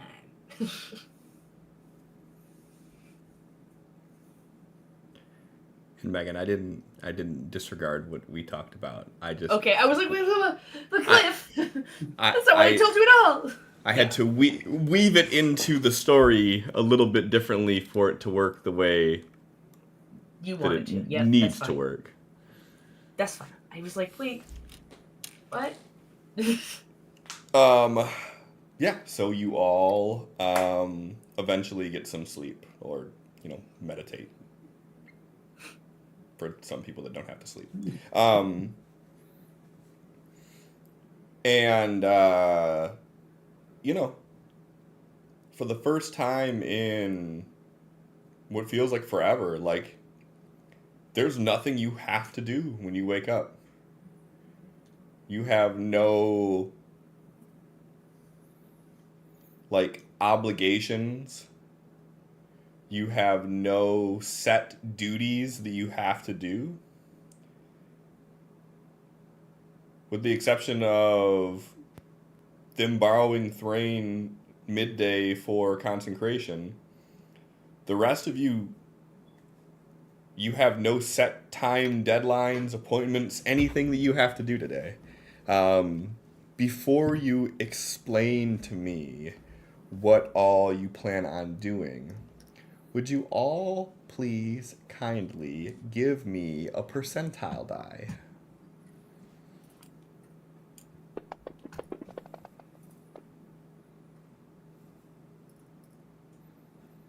I don't like that I rolled in the 10% of a number. I thought we could just right click it before they gave an option. Yeah, for it. I'm looking for that. Right You click just the grab D10.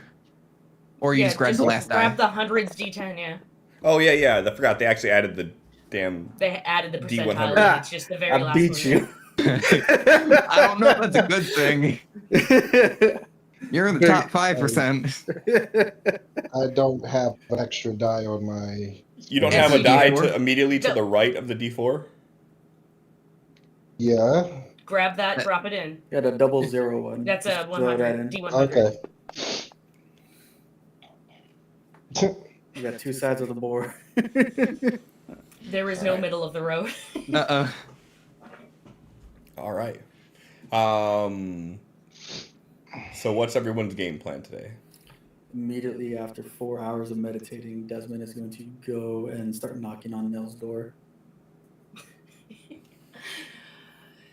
And Nell opens it at first confused and then sees Desmond and just lets him right in, basically.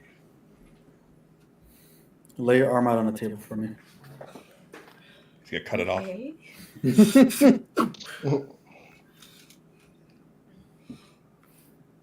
Desmond Nell will... sits down and puts their arm out. And if they have the ability to, while he's working on that, they're going to try to attune to Gully. Probably don't want to do that while you're distracted. Yeah, you're true. Desmond pulls out his book real quick, lays it next to Nell's arm, looks at the arm, dips his finger into one of the potions on his belt, and like sprinkles it over the page, and a duplicate of the marking on Nell's arm appears on the book. He closes it. Thank you. Walks out. Oh. So like a minute of your time. Yeah, but before you leave, Nell just kind of goes and then like lifts their shirt. You can see it's like down their side too. Do you want just the arm or? Then he like moves his mask, pulls down his cowl, and shows the marking on his face. Then pulls the glove up, and it's the exact same marking, and it's just repeating. If it's anything like mine, it's this will do. Okay.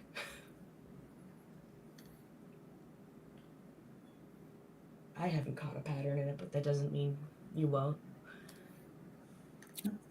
Desmond will go to his room, place the book down on the table wide open, flip his wrist, and Ava will appear. He'll place Ava down and next to the book.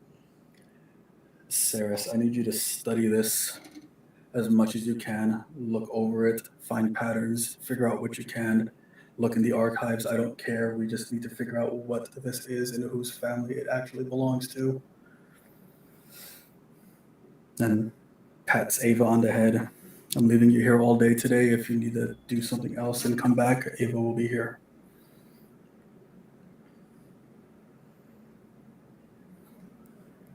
All right. Nell's all like, draw me like one of your Faerun girls. And Desmond's like, nah, I'm good. It was more of a, I don't know if you need all of it or if that's good, but it takes you 2 seconds. All right. And what's Desmond's plans thereafter? I guess he's gonna start doing his research until someone from the party grabs him. Okay. Yeah, feel free to do your roll for that. Actually, I have a few rolls I need to do. That one. Hey, another healing one. That's 5 weeks in a row now. Then that one. Aren't these all just temporary, though? Ooh. Yeah, those are temporary. I was about to say, that's just the one that chills out for the day. Oh. Oh. I think he figured some shit out. Isn't it double everybody? You are correct, yeah. Everyone fills up, getting a whiff of Desmond as he walks by.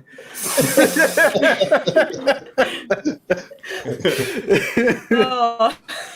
Yeah, you all What don't we're know smelling why. from Desmond is burning gears and mechanics as he's thinking so fucking hard. Yeah, you guys don't know why, but like at some point during the day, you each have a random thought about Desmond, and just about like Desmond's dedication, even to a fault, like of like sticking to what they're doing, and whether it be angst or whether it be admiration, it inspires you all.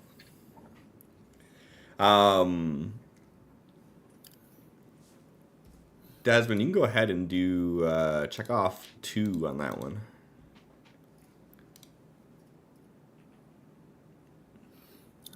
Four more to go. and I start actually making it. Cliff, question. We did get a full long rest? Yeah. That mean my exhaustion go down 1 level? Oh yeah, we have those, don't we, buddy? And maybe regain some hit dice. Yeah, get rid of that Uh-huh. exhaustion and get those hit dice back. Hey, you know what? Shut up, Sin. Shit. It totally removed the exhaustion. It shouldn't have done that. Mhm. What were I'm you just at? at 3? I was at 2. You're at 2? Want to look I at all have my no past idea. rolls? There's a -2. Nell's at 1. Okay, Yeah. so I'm good. Yeah. But Thrain isn't. Yeah. Right, because I had that good roll when we were coming to. You had a little bit of sleepy time now. What's Nell's game plan today? You said you wanted to attune to the gully Attempt to, fur. yeah. Yeah. So if you would feel free to give me a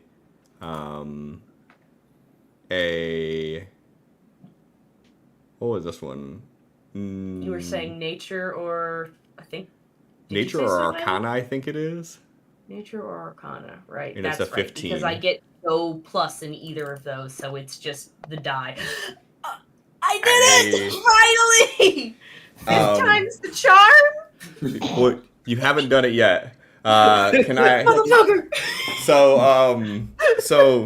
as you start to take the time and you set this thing down, you see it has wilted pretty bad at this point. Like it hasn't accepted really anything that you've done for it.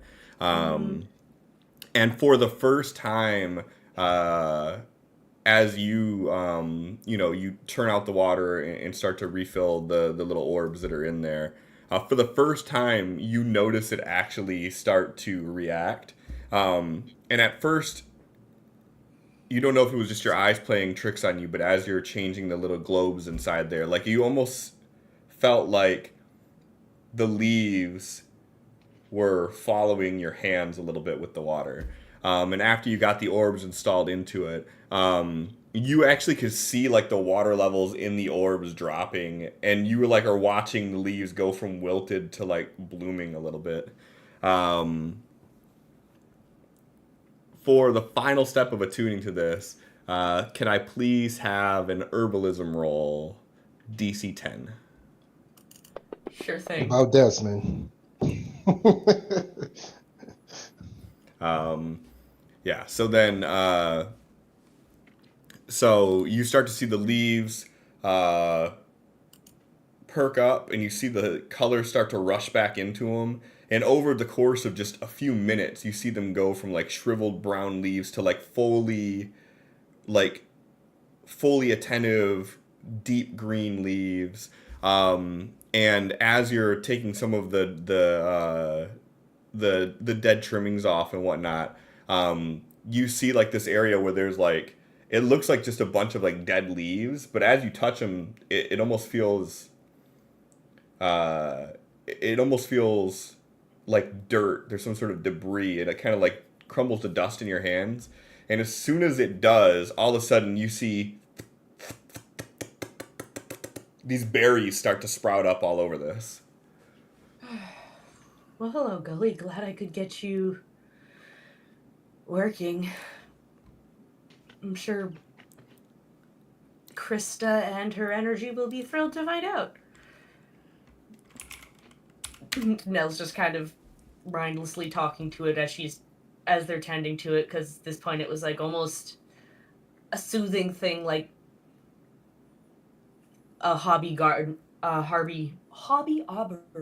out in their garden. There we go. That was really hard for me to say. Berries. And go ahead and do a roll on that table.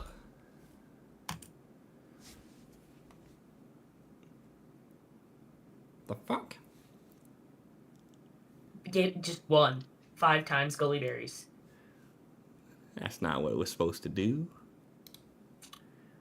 A Well, 1 and a 1d1. Yeah, I'm rolling on a 1d1, so... Yeah, it should have rolled 5 times on that table is what it should have did. Oh, okay. All right. So, as you watch these berries start to sprout up, you notice that there are some emerald green berries with smooth textures, some deep blue with tiny silver speckles, some bronze colored ones that have like a rough texture to them. Some of them are like brown and murky and almost have like a swirling interior, like they're semi-translucent. And you have a bright orange one that has like a faint glowing veins kind of you see moving about inside of it.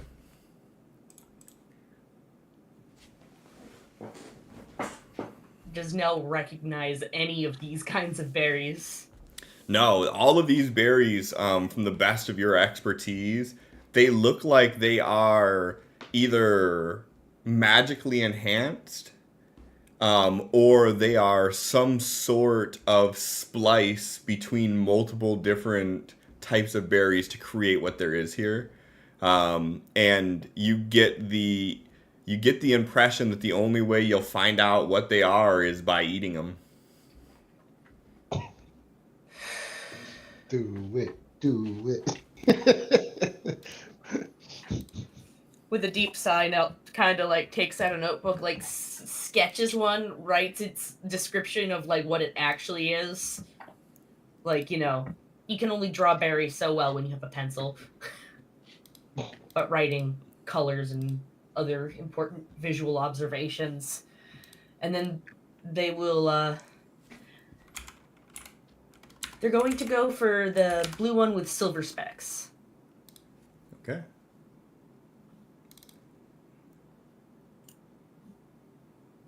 And I just have to figure out where the fuck I put all of the effects of this thing. We're gonna find out if this kills Nell. I don't think that's one of the effects. I could be wrong. Solid black berry, dripping black ooze. I wonder I'm what not this eating one it. does. I'll shove that in an enemy's mouth, please. Turns them into a black pudding. Ah!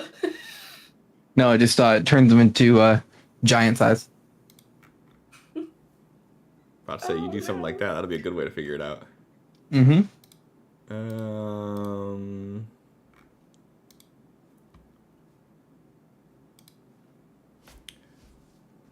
So stand by, because I have to figure out where the fuck I have to save that. It's been like months since I did this.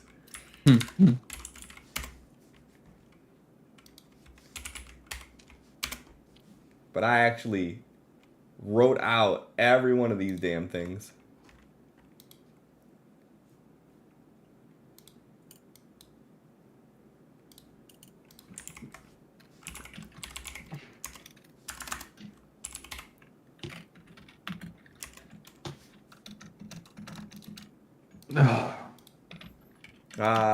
Yeah. So while I search for that, what's Roderick doing?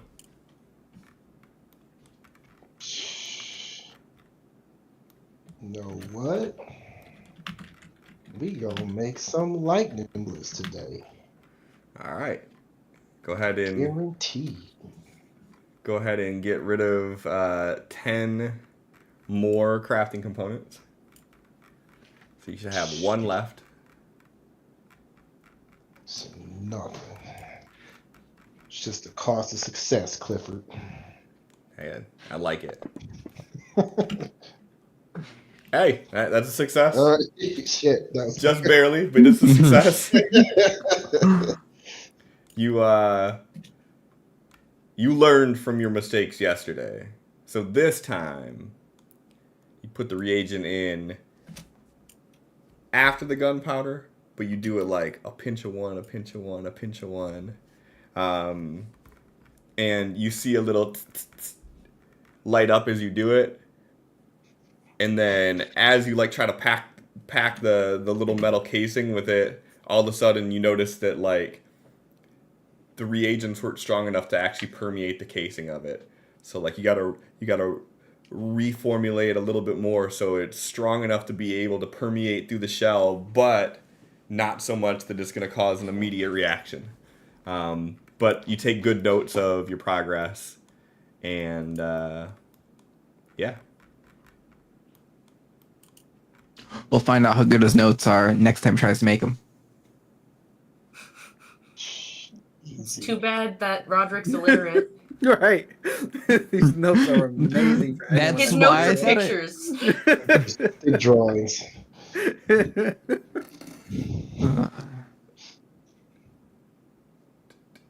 So far, everybody's just still in their room, aren't they? Yes, so far.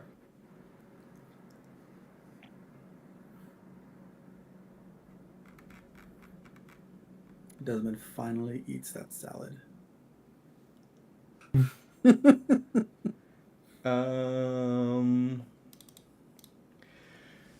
Nell. So as you you eat the blueberry with the tiny silver specks in it, like as you bite onto it in like your back molar, you feel this sort of rush that coats your mouth for a moment, and it brings you back to when you first discovered your ability to tap into the weave in cast spell. And you almost get that same rush that you felt the first time that you cast a spell. Meta-wise, it restores one spell slot of your lowest spell expended. So if you have a 3, a 2, and a 1 expended, it would restore the 1. If you only have a 3 expended, it would restore the 3. Got it.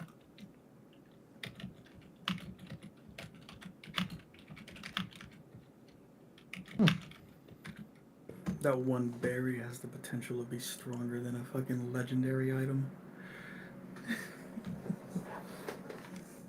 I mean, it could. Solid chance if it shows up. I mean, there's also Desmond over there that would, do half of his spells right there.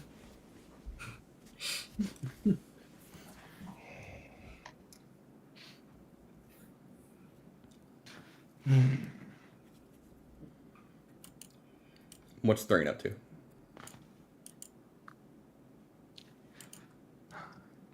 And say, first thing in the morning, he'd go out and in his more common clothes, not full dress anymore, looking for see if there's a good job board or anything. So in the main square, like just outside of the Obsidian Boot, there is kind of a notice board. Most everything on there right now is basically like hired help for fixing up stores that have been busted. Some of it is like to help go out and gather resources for what's needed. Like there's one of them basically says that their shipment of barley had been lost during the skirmish on the city. And they need someone to travel out to get them a delivery of barley. That one does have a pretty decent pay to it, but it would require a few days of travel to be able to go get some of that. He'll grab one of the ones that is just help around town, help rebuild, and go to the address and help out where you can. All right. Explain the situation. I guess leave around midday, but he will be back if needed. Yeah, no one's gonna question it if you explain what you got to do. They're gonna be like, yeah, that makes sense. You probably should do that. Please, for the love of God, consecrate the temple.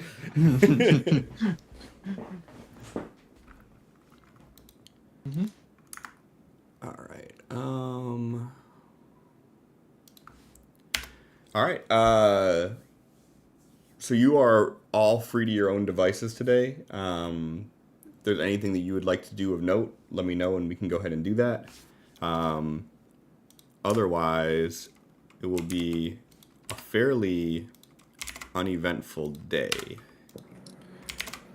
End of the day, it's gonna be try to attune to the wand Okay. or the yeah. That's what it is, right? Nell will try to find Thrain today to talk. Of course, he's going to be gone for most of it, but he'll be back eventually. I ain't But, hiding. You ain't hiding, no, but you're not in the tavern. You went out to some random person's house to do your job. So, like, I don't know where you are. You'll be back. Maybe. Find another hotel to sleep in. Fuck those guys. Cliff, are you clickety clacking? I am clickety clacketing. Okay, just making sure. I copied all of the berries over from Minanote to Fantasy Ground so I could have them all like here without needing to search for it again. And I'm slowly but surely building the exact same note for myself. the fucking formatting is dog shit in Fantasy Ground, so I'm trying to like do some formatting to it. But while he's out throughout the day, when he goes to get something to eat, he's gonna find more of a hole in the wall place to eat. Because, deep sitting boot, yeah, it's nice, but one, it's kind of expensive. And two, this is a big city. It's got to be another place to eat. Not the only place. Right, is that Surprised it's not good enough for busier. you? Wow. Desmond's gonna go shopping around for a bit after lunch.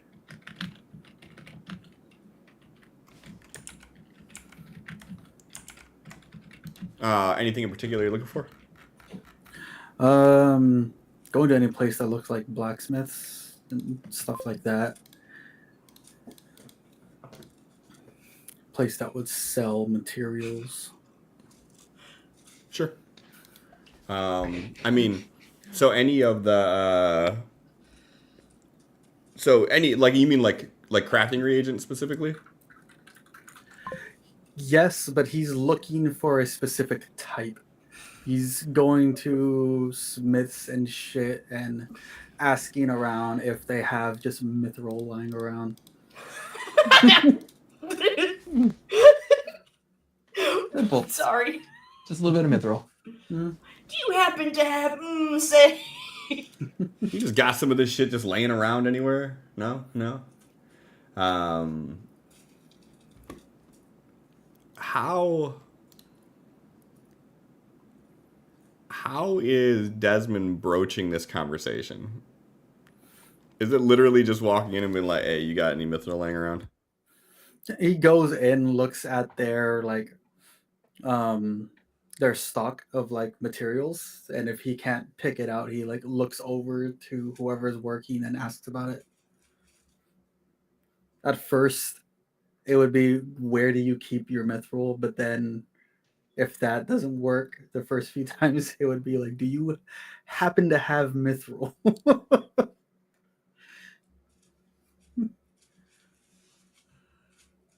So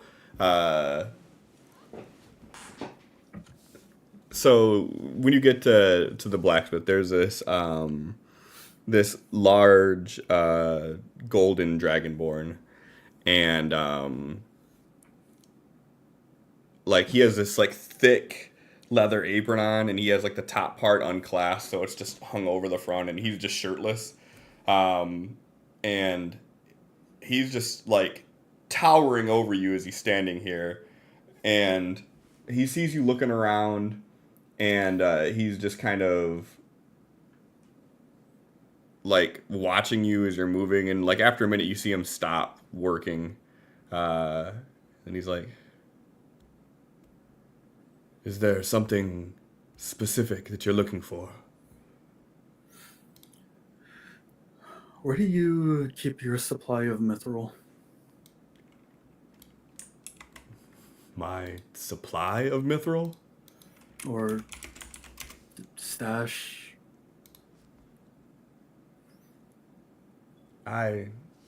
That's not something that we typically just have laying around. Mithril's not easy to come by, even harder to work with. I know a guy I could special order from, but you'd have to give me some idea of what you need made. I plan on making it myself, but I'm going to fashion a breastplate, some gauntlets, and maybe some shin guards as well. When you say that you're gonna make it yourself, you notice him like chuckle for a second until he realizes that you're being serious. And he's like, "Oh, you know it's an extremely delicate metal, right? You could easily ruin it." That's why I would rather work on it myself. He kind of just like squints at you. It's like, okay, well, I could probably get some here within a week or so, but it's not gonna be cheap.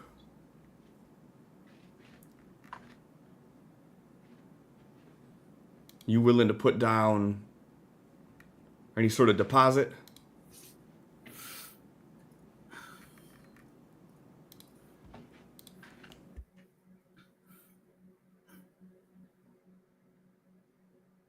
For the amount that is going to be required for the parts that I mentioned, what's gonna be the cost of the supplies? DM side talk here. You said you want to make a chest, gauntlets. Yeah, he's making half plate, not full plate, so it's still going to be medium armor. Okay. I think that's what I was going for.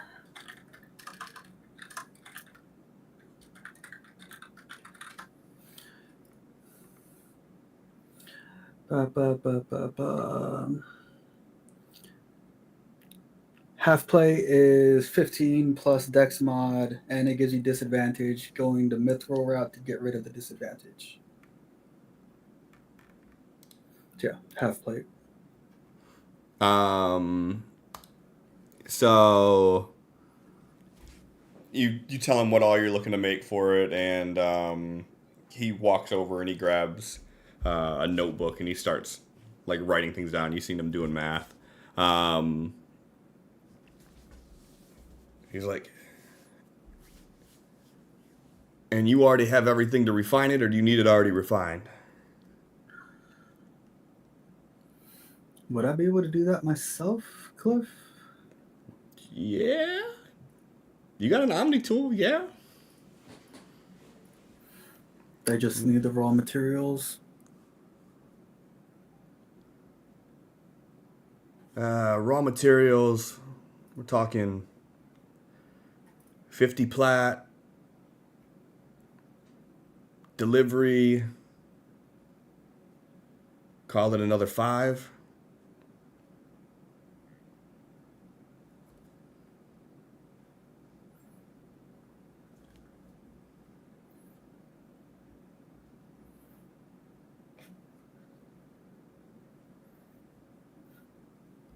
You want it refined, it's going to be about 750. I'm sorry, 75. 75 and 5 deliveries, so 80. I can How much is your refine time it. worth to you? I have nothing but time at the moment for once. I don't mind doing all of that myself. I will pay for materials and shipping, and I'll pay all of it up front if you don't mind. No, I definitely don't mind. It's the way I prefer to do business, but people get a little leery handing out that much coin up front. It's all documented. He kind of pulls off the piece of paper and hands you this like handwritten receipt of what all everything's on there. He's like, "You have residence here, or are you at the boot?"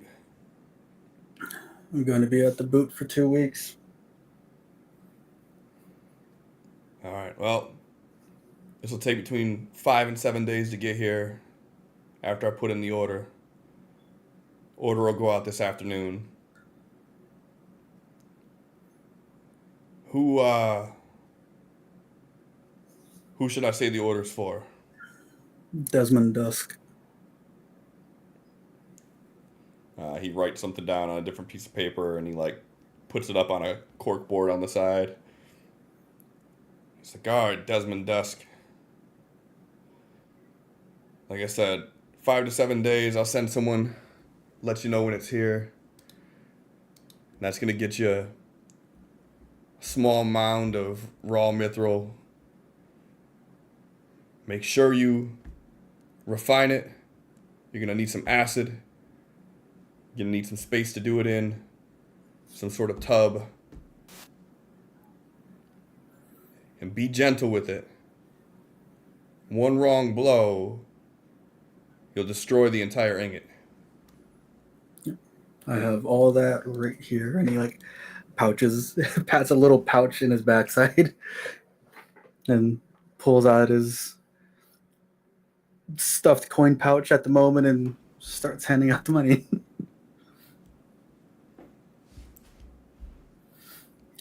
How much everything all up front would be? 55.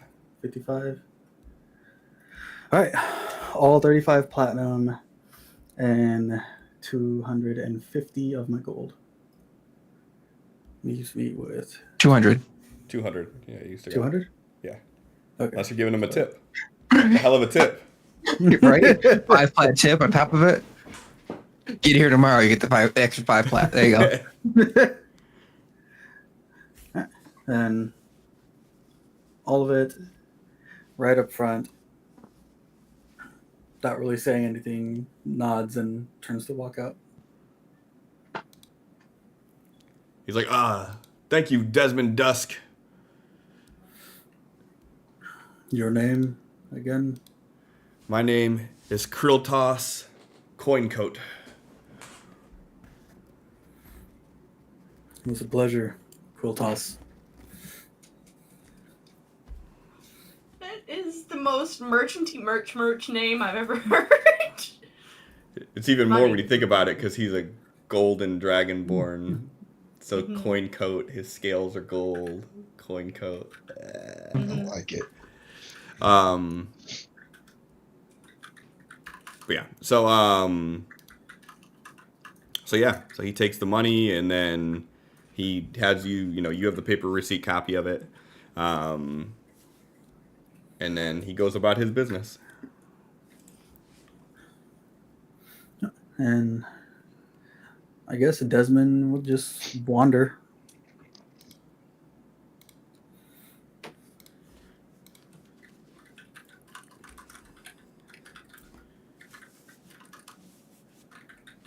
All right.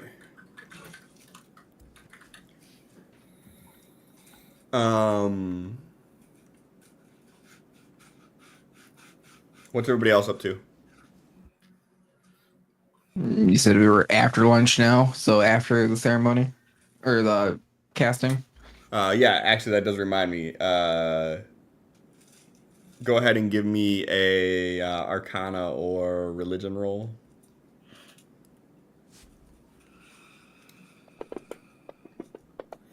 Oh! All right. Thanks for the help, buddy. Uh-huh.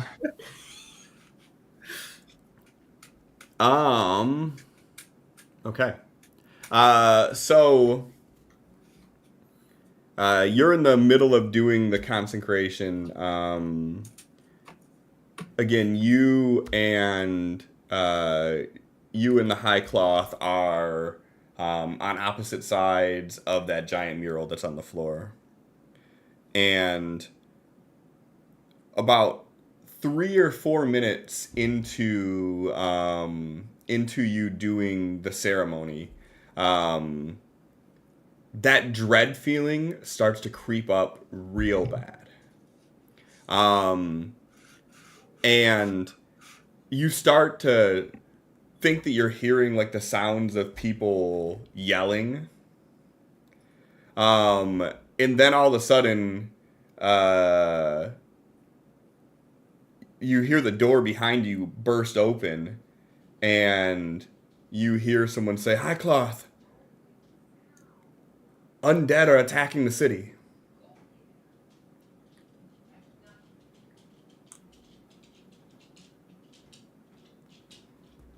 Turn and do I see it and look and is someone actually there? Oh yeah, Or they someone just- is actually there for sure. You see this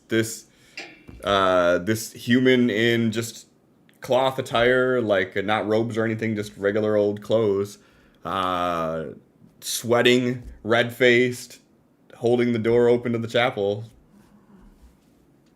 Does the High Claw stop casting?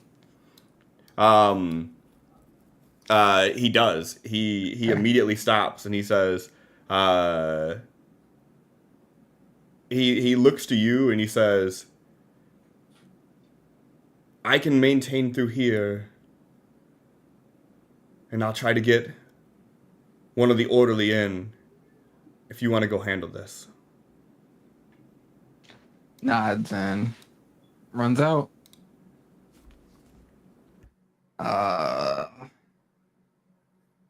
Said last time he had his warhammer but no armor. Because of how his vestments are, but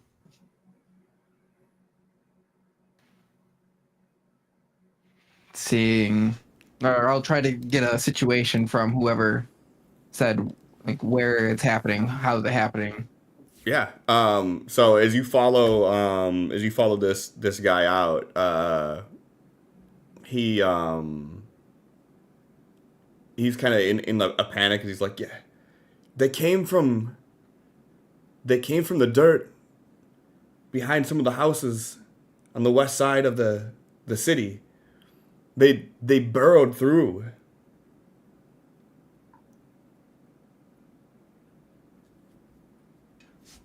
Have you found any other members of the order, or just were you alerting the High Claw? I felt it was more important to alert the ceremony. That's fine. That's fine. Let's get over there. Yep. Is anybody else around midday out and about in the city? Nell was planning on going to the barracks and seeing what they could do with Highblade Fenris. Okay. So, yeah. Roderick is asleep. Okay. Roderick's like, damn, I haven't gotten to sleep as long as my body would let me in ages. I'm gonna take advantage. Mm-hmm. Mm-hmm. So Desmond, as you're leaving the Golden Anvil, you would actually see like someone running like at full speed into the temple. Like this is all the way down the block. You would see like someone running in like a panic. And then by the time you made it 3/4 or so up the block, in the direction of the temple, you would see Thrain and that same person walking out of the temple together. Walking or moving quickly and with purpose. Yeah. Thrain. So how close are you to me? Couple 100 feet probably at this point. I probably look nothing like he's ever seen me before. I don't think he's ever seen me my full vestment. So if that's going to change anything. Sure. Desmond, give me a perception roll.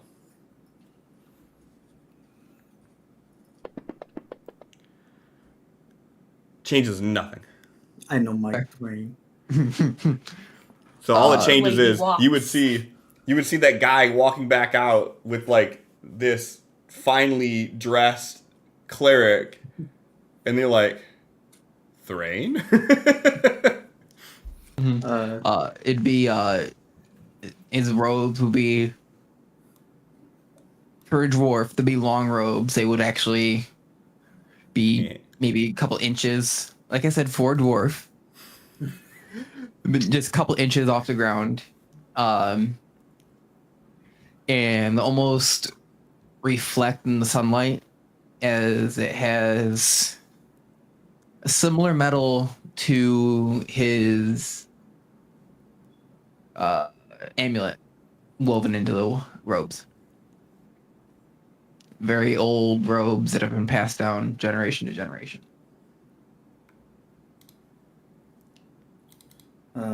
You would get a message in the back of your head from Desmond. Is there a problem? Undead are attacking the city. Understood.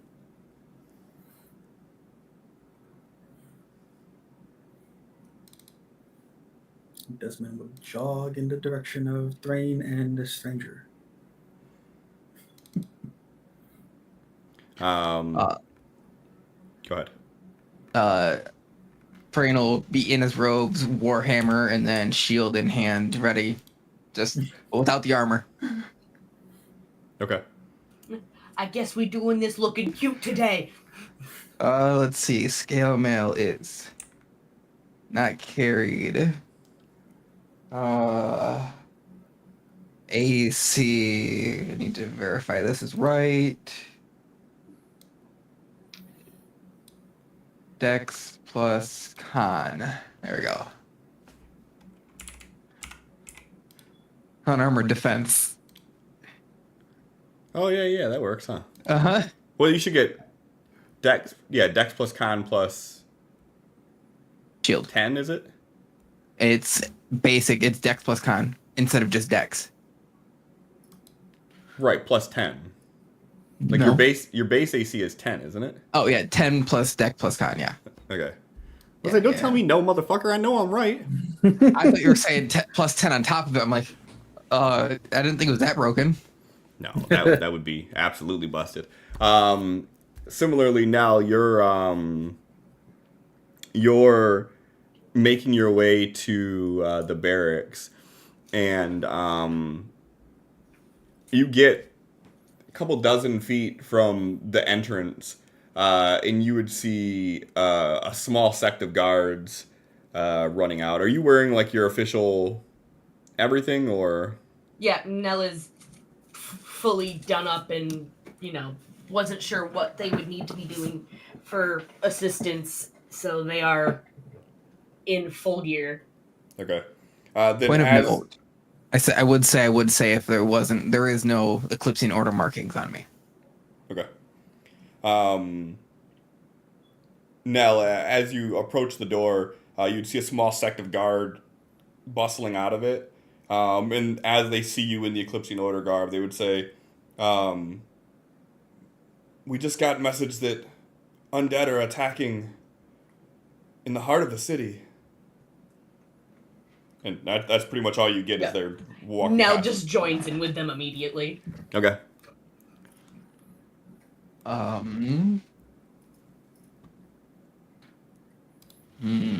Yeah, it's hard for Nell to not look like they are Eclipsing Order when they're in full garb because they have their arrow-catching shield, which has the Order's symbol, even if they didn't have the, I can't think of the word right now. That's... Tabard? It's not a jersey! The tabard? Thank you! My brain just kept going, Jersey? No. Jersey? No. See, I have a stack of sticky notes right here. If I gotta remember something, it goes on a sticky note and it goes on one of the 4 monitors. Just stick it there. Now I won't forget it because I'm staring at it. It I could be a never jersey forget to if use you really Divine want it to Smite. be. I don't have a little stand that says Divine Smite. Use your fucking Divine Smite. Yeah, you can't see it because chroma key, but it's one of the Yeah. weighted pop You up. got your stuff. And then I have writing utensils everywhere in here. Too much of the ADHDs. I won't remember to do the things if I don't have them around. I have sticky notes all over the place, but it's all in my brain. I wish I could do that. I wish I could. I wish I could too. Sand. I didn't say it was working. They're up there. Trying to look for them. Got it. It's somewhere. It's in there mixed in with every other thought you've had since you were 15. Got it. You're like, hold on, I gotta sort through these. Hold on.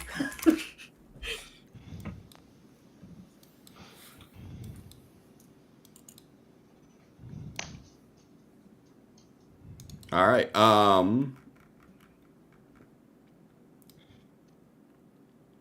So as you all make your way to the city, you head to the western area, and you're walking directly towards some of the residential homes that are over there.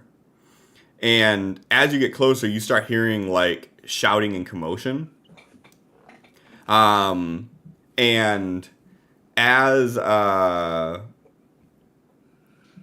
you make your way to this small patch of sand in between like one row of houses and the other, you see that there are some people and one dragon guard that is there right now, and you see 3 giant skeletal scorpion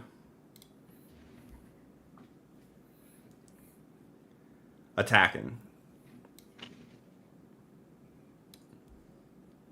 And boop.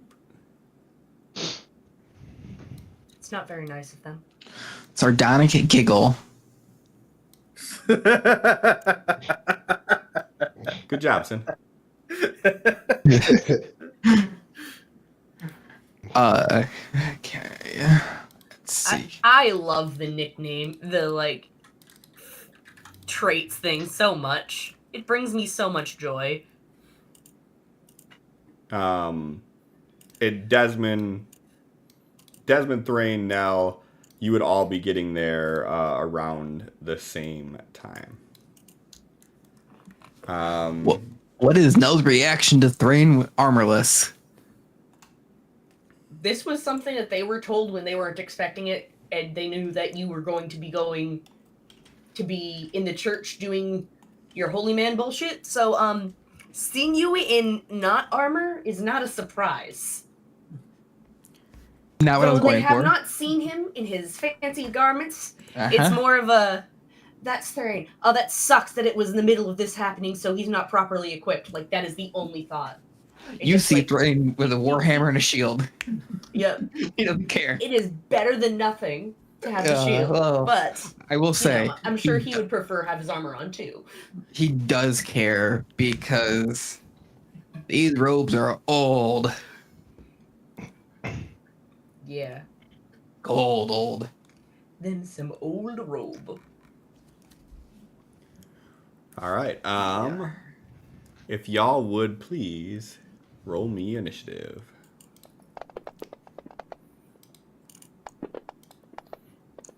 Ooh.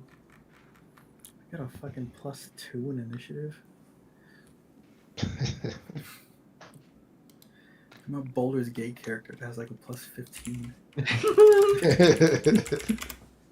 It's funny. They don't. It also doesn't cast spells.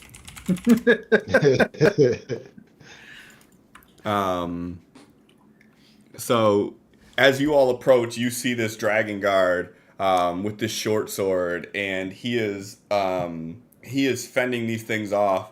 And he takes a wild swing at one of them, and they like grab the blade of his sword with the pincers, and he like kicks it in the face to move it backwards, and you hear him just start giggling. And he's like, He's having a good time with this. he's like we haven't had enough to deal with. Now this, and he swing, and he hit.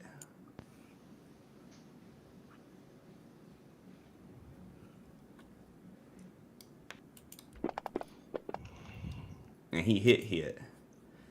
Now, All right. Nell makes their way up.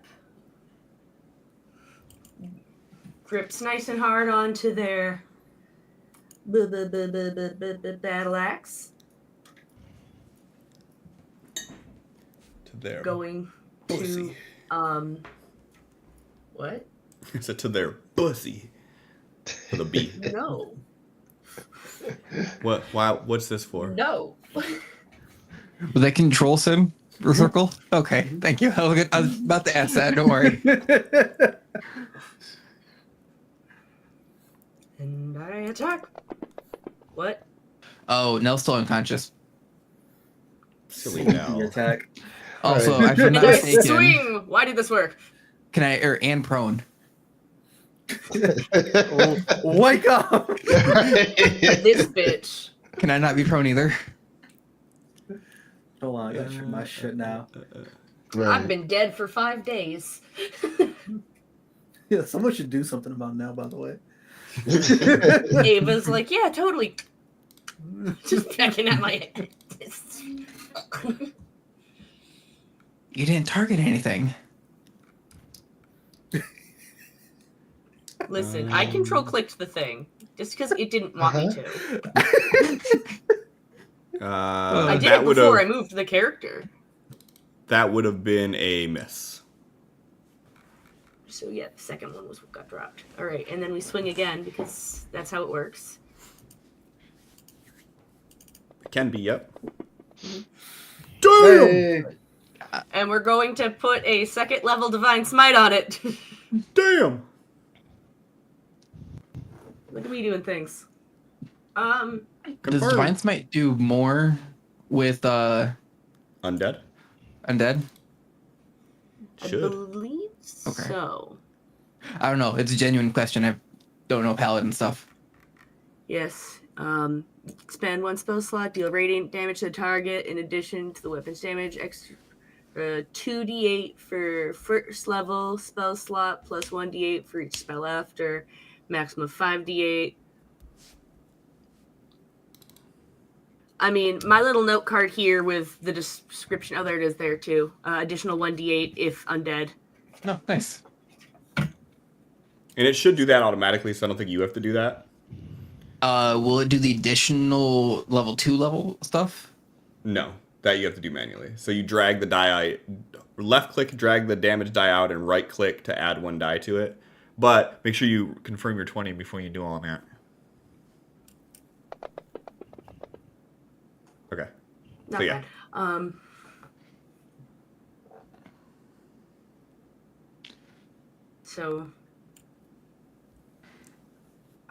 So bad at this.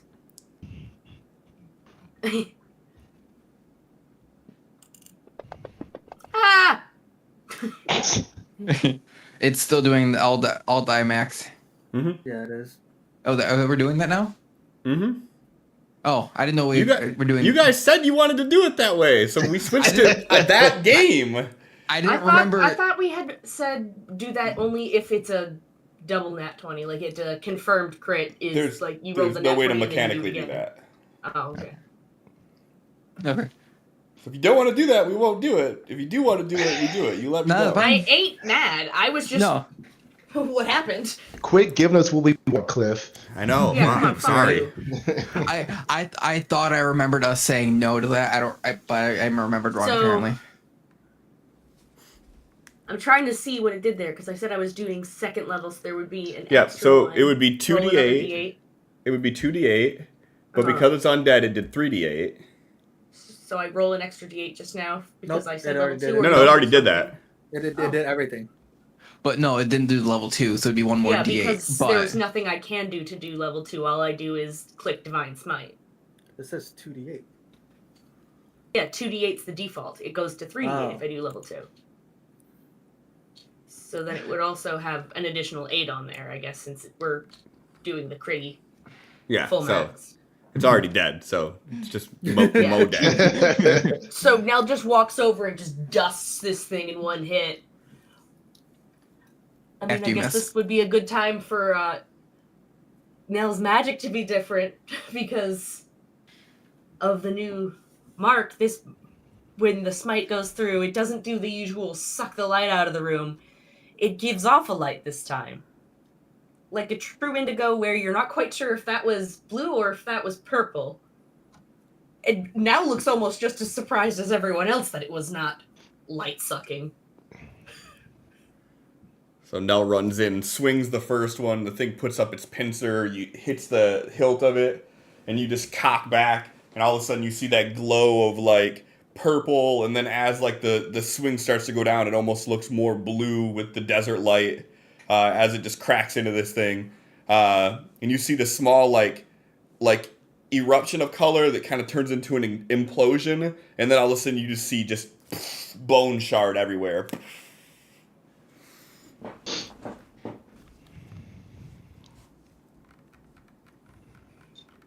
And Nell smiles and turns as if they're going to move to the next problem. All right. Okay. Let's see how far away from Desmond I can get. 25 feet. Uh-huh. Uh-huh. Then don't do it. I was thinking about giving you that potion of swiftness on the way here too. I'm gonna do this.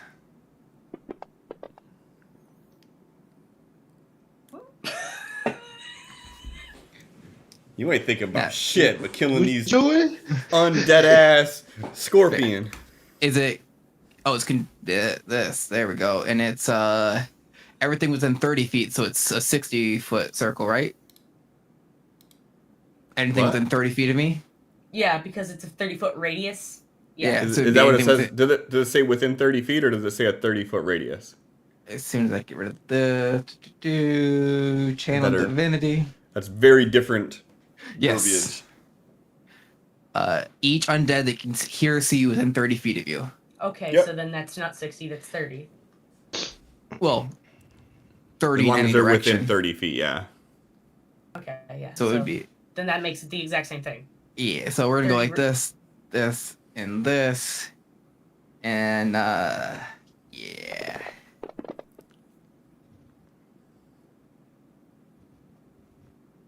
Who failed? Let me just Scorpion sorry. 1.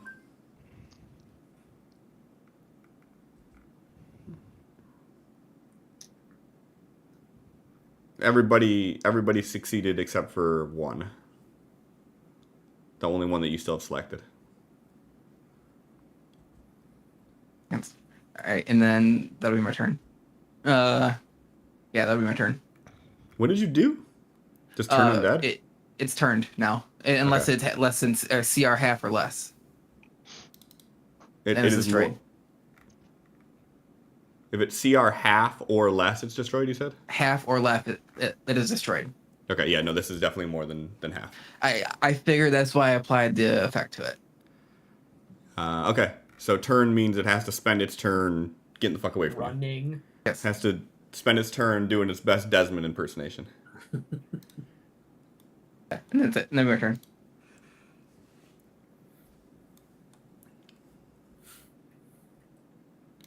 All right. Leaves it up to Desmond. All right. Closest one to me. Not taking a step forward or anything of that crazy nature. Let's just stand back here and shoot.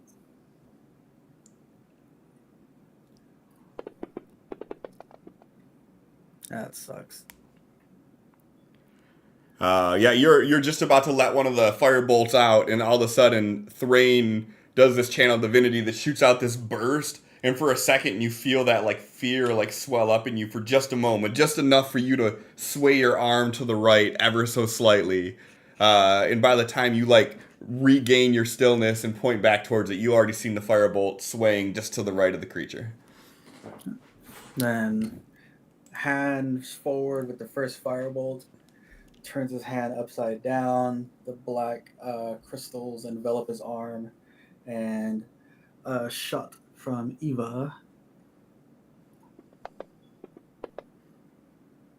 is also a miss. That's their turn. Yeah, that one you just shoot a little bit short due to the range of it. You see the sand kind of kick up as, you know, that thing's moving around actively engaging with the other Dragon Guard, so it's moving a little bit and the shot just narrowly misses it. All right.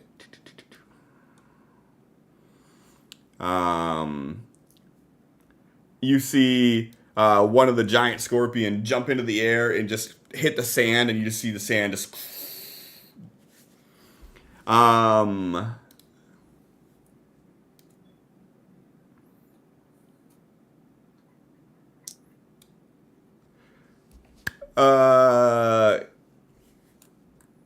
Thrain and Nell, can I have you both make a Dex save, DC 14?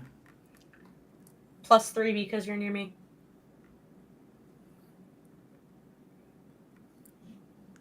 Gotta get you with that ability. I mean, I guess you can just put in the +3.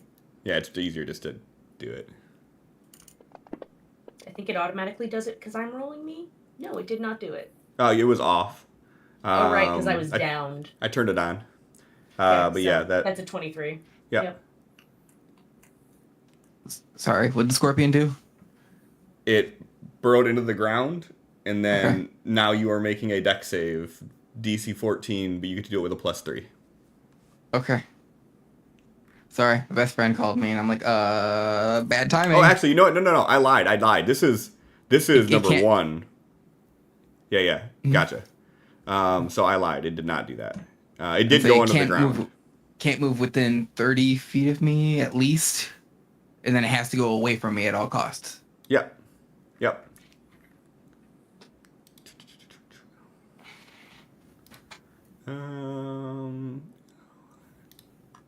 All right. But this one. So I can actually get rid of that. Cool.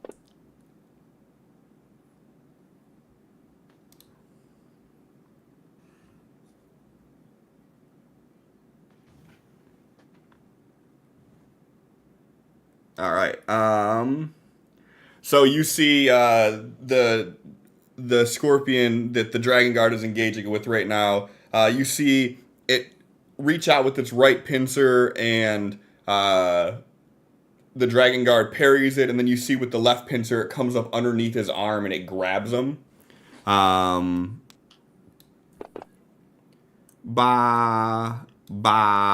then as it grabs him, it lifts him into the air, and you see the tail come down for a strike.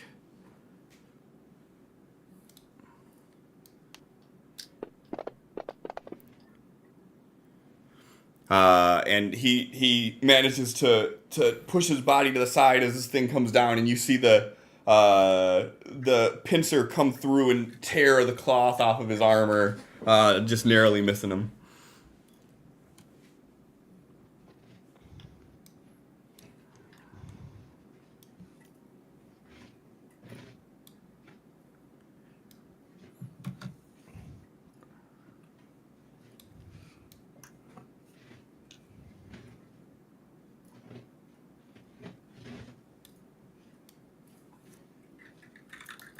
All right.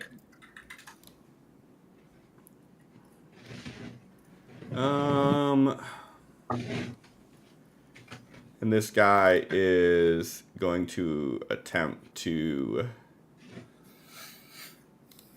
break the grapple, which he is unsuccessful in doing. Nell. And we move over here. because I killed the other one. Not looking at that. And You can do this attack roll with a +3. +2. Grappled guy don't count. what? Alright.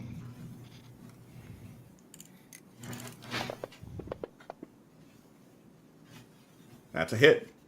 Whew. Just barely. Just barely. When I saw I rolled the eight on the die, I was like, ooh. All right, gonna put a just a level 1 divine smite in there. Kapow. Did that just do it twice, or is it? Did Nope, that go that's it. away last time? Or yeah, we're good. I wanted to make sure I wasn't accidentally having it apply itself twice. All right, you see more of that indigo light flash off as the battle axe crashes into the skeleton. And we're gonna do it again. Second swing. I didn't add the +2, but we know it's there. It's a hit regardless. Yeah. Do I have to reapply it again? I do. Okay. I'm just still getting used to that it applies and removes itself. It should be, it should be ticking down the usage of it too, so you can track it that way. It doesn't have usage that way. I'm automatically going and like clicking on that I'm using first level or second level when I'm doing it. Yeah, no matter what, even if I use a spell, I have to say I use that spell slot. Really? Yeah. Yes. Mm-hmm. I ain't how it's supposed to be. That's how Ignis and Brain is. So it's not just you, Cliff. Yeah, no. We gotta Sounds keep like the way you're ourselves talking to me accountable. right now. Well, I mean, I was making sure you knew Fantasy Grounds wasn't just mad at you for this one. Uh-huh. All right. And that. Oh wait, I couldn't have applied Divine Smite the second time because applying Divine Smite is a bonus action. Oh yeah, divine. Well, is divine bonus action? I thought that only like thunderous smite and shit like that was bonus action.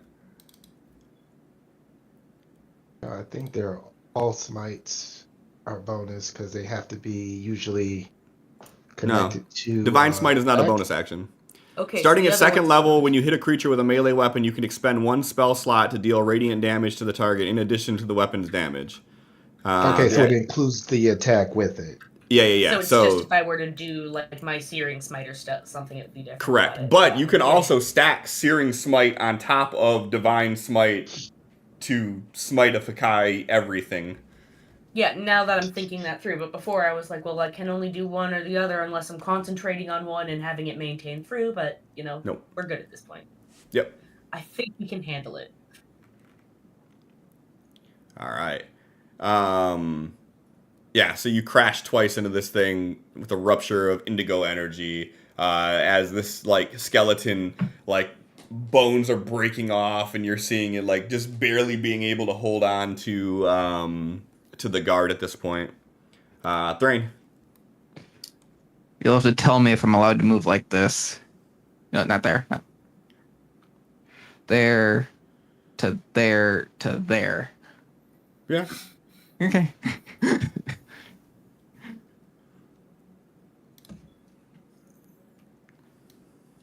And then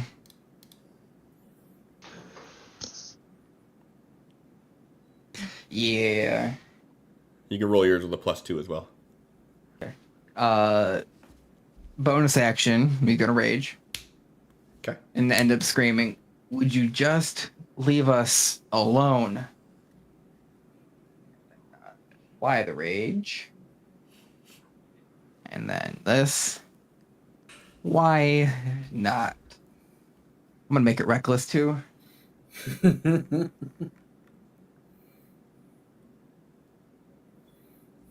Then swinging with the Warhammer. All right. Fuck. 30-20. Nat 20. Oh, wasn't it? Oh. Okay. But you are already full on your hit points, so you can't get anything additional. Yeah. So for DM knowledge, do you just say that, or do you No, like it's yelling scream it. it? Okay. It's screaming it as I'm run. It's as I'm running up. I'd be Okay, screaming that. understood. Then do John, you should totally bring me water. New headset. Who this? yes, and that All added the right. 2 damage from. Yep, cool. From raging. All As I right. pretty much just run up and just swing hammer down, full force. Okay.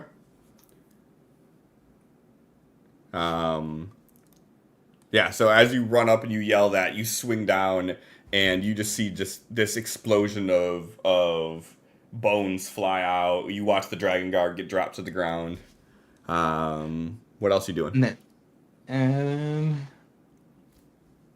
action, bonus action, movement. That's all I had, and then you'll just be there, kind of seeing that it's falling apart. Just kind of there, breathing heavy. Just like, all right, okay,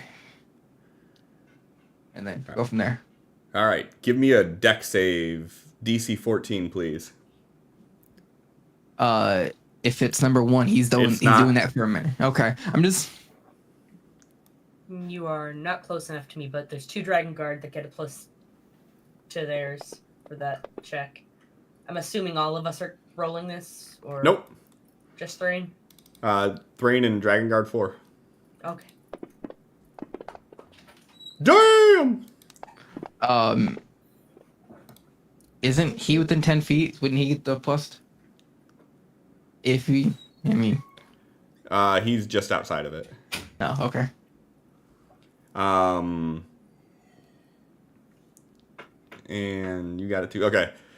So you slam down in this thing and you take a second to breathe. The right when you do, you start feeling the sand shifting from underneath you. And you see the pincer break the surface of the sand for a second, and then you see this thing bust out. And I used my inspiration to skip turns. Yeah, and then he is going to.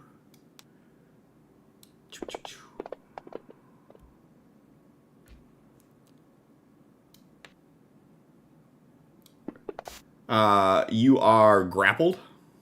Okay. Is there any saving throw against it? On your turn, Because there I is, do- yeah. And say, okay, yeah, because I have advantage on that. Yep, it's only a DC 12 to escape it. And you'll get a chance on your turn to do it.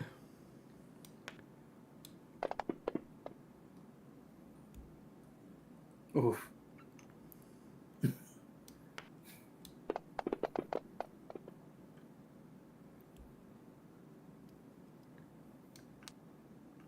Can I please have a DC 12 Constitution save? This against poison? It is not. Okay. It's getting stung, you know. It Poison, I get is. advantage. Oh.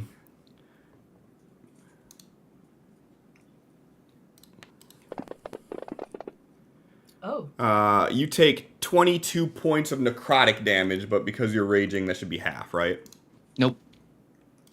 You're not resistant to necrotic? I only basic damage. Okay.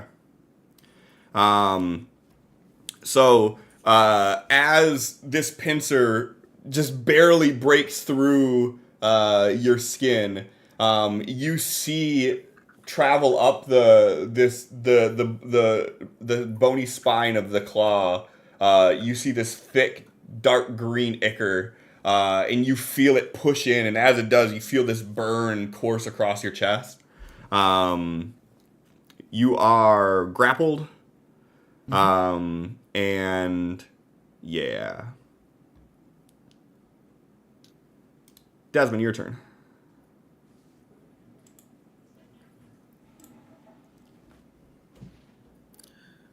20 feet in that direction. Yep, okay. And as he is walking, let's send off some blasts.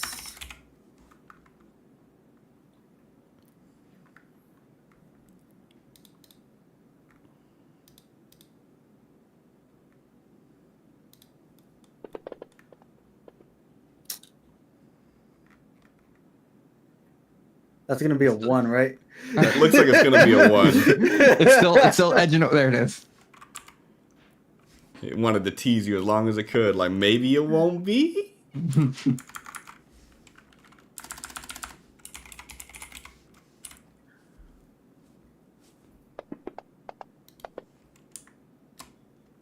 All right.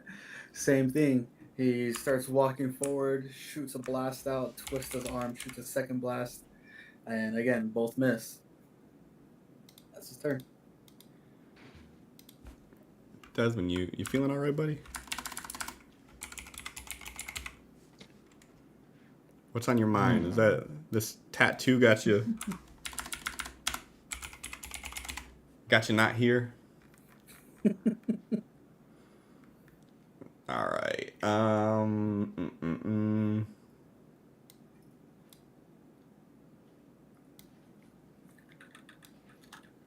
Hey, Desmond, can I please have a deck save DC 14?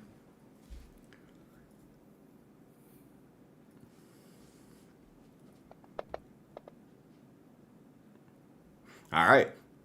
So you walk forward, you shoot your shot, you shoot the second shot, and all of a sudden, like, you feel your footing start moving out from underneath you. And seeing what just happened over by Thrain, you manage to step to the side just in time as you see this giant scorpion burst out from the sand. As this is about to happen, Desmond's eyes actually flicker a bright white light for a second, and without really reacting, he dodges it. All right.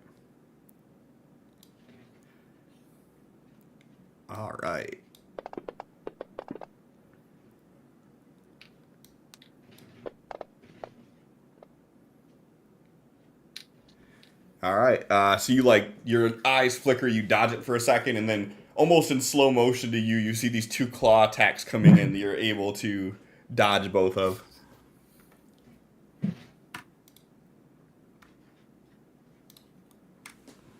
All right.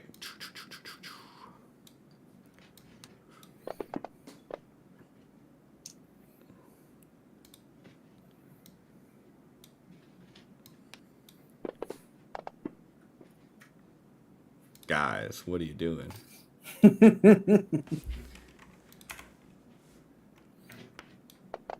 Didn't realize these Dragon Guard were a bunch of scrubs. Shit, me either, but they're definitely proving that they are. God Right? Damn! Dontra, you need to train your mens. Make sure to take the grapple off him, Giggly Boy's the only one who's got it down.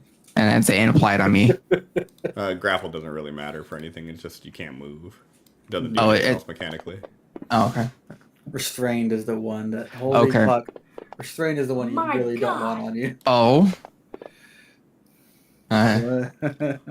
What is even happening?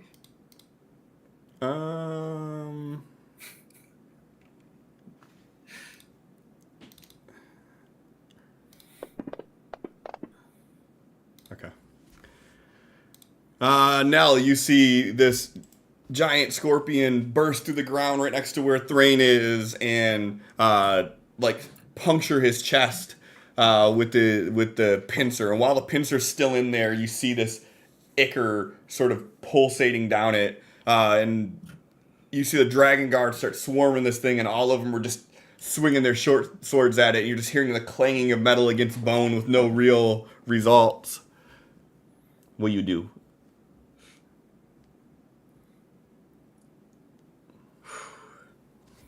And I see Desmond by himself with another one. Yep.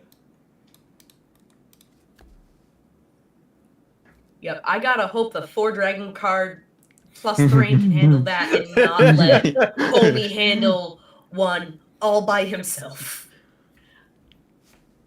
That seems like the more correct choice. And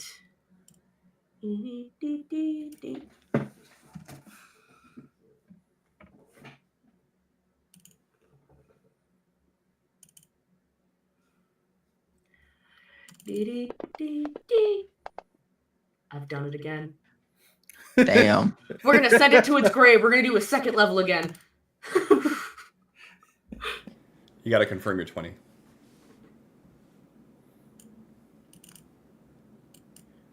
But you didn't. You applied I it did twice. Yeah, hold on. Let me get rid of this, and then I'll turn this to a 3d8. Seems how you're doing that. Mhm. All right. That's go ahead. how you did it with Vardrock. What do you mean? What? Every time Vardrock would smite, he would be like, I'm doing it at this level, put this in the die. Damn. Yeah, so this thing just kind of, Shatters. yeah. And Nels just kind of turns and looks at the Dragon Guard, all struggling with it, and she's they just don't understand, as they have just like gone like pow, pow on like two of them. So Desmond, Like, this thing bursts out, you dodge it, and then in slow motion almost you start seeing these claws, and then out of your peripheral you see Nell just running with the battle axe coming down already. And like for the brief second you could see like the marking on their arm as the Purple indigo glow goes out. As Nell swings down with this thing, full on eyes locked on Nell's form and attack, and throughout the entirety of Nell's attack, his eyes have that bright white glow again. Saris is here. Understood.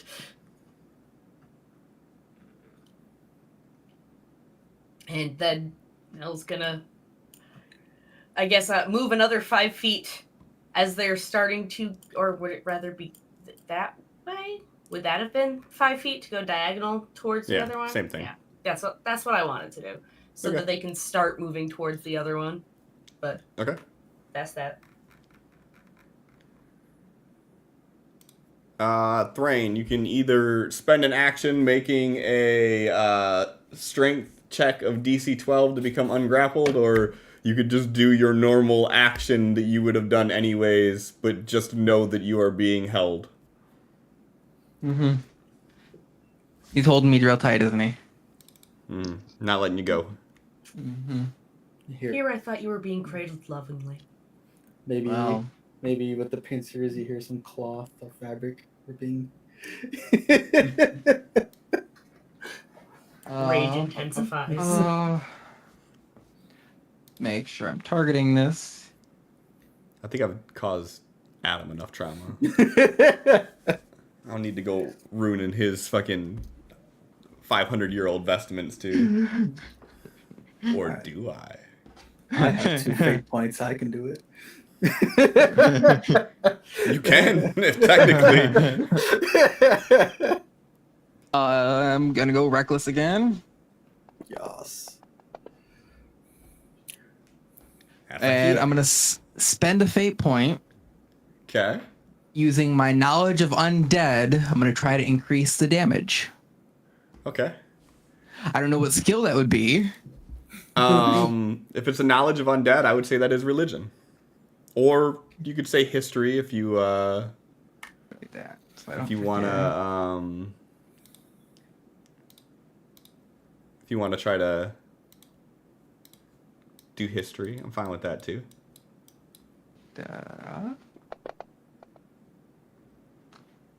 That's a pass. Yeah. That's 1d one die. Yep, so One just die. pull out your damage you normally do and right click.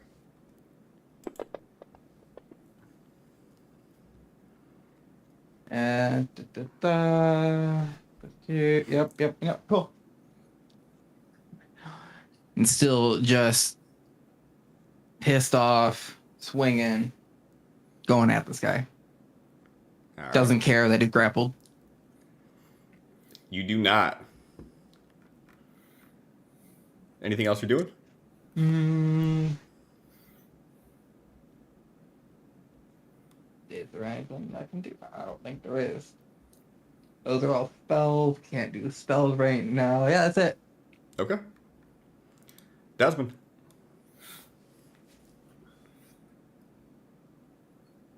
Does tempting fate, does that change any of the attack, how it would look or anything, or just it does it?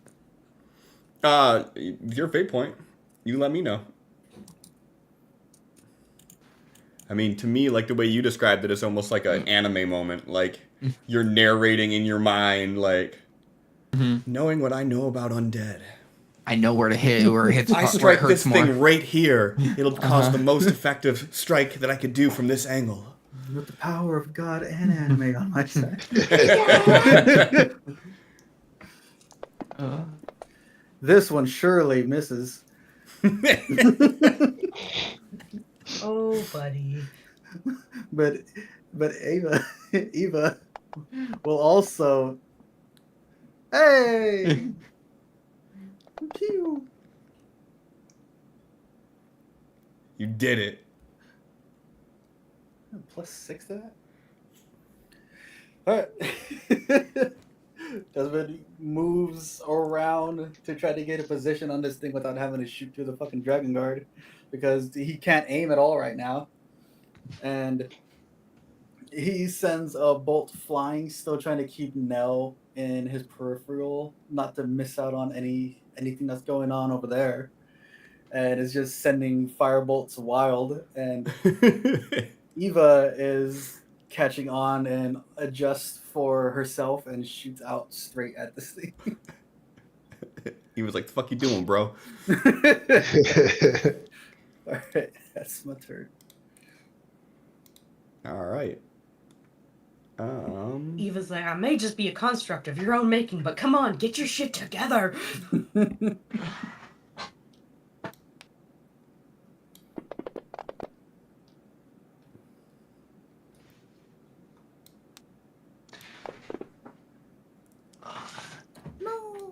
No, Yeah, hold on. no.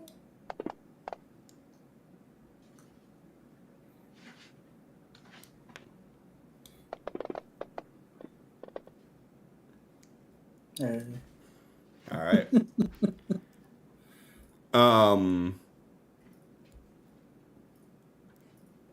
And this thing is going to drop you. Okay. And you see it burrow through the ground. Does that count with moving without outside of melee range? It Like does an not. opportun- It does not provoke Okay. opportunity attack. Worth a shot.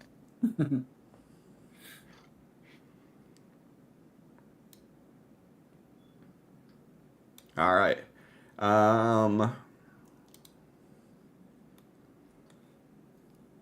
And the Dragon Guard are all gonna ready an attack to try to figure out when this thing pops up.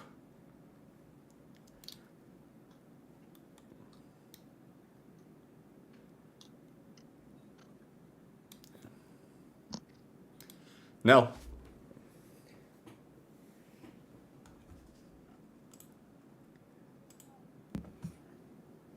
Nell is just attempting to survey the area as to where this thing could possibly pop up, and if it is preparing dodge action to not get grappled if it comes up under.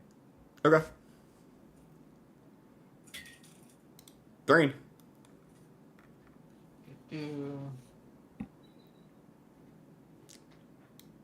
Okay, so going off the wording of rage, it says it ends early if you're knocked unconscious or if your turn ends and you have neither attacked a hostile creature since your last turn nor taken damage since then. So it's talking about my previous turn, correct?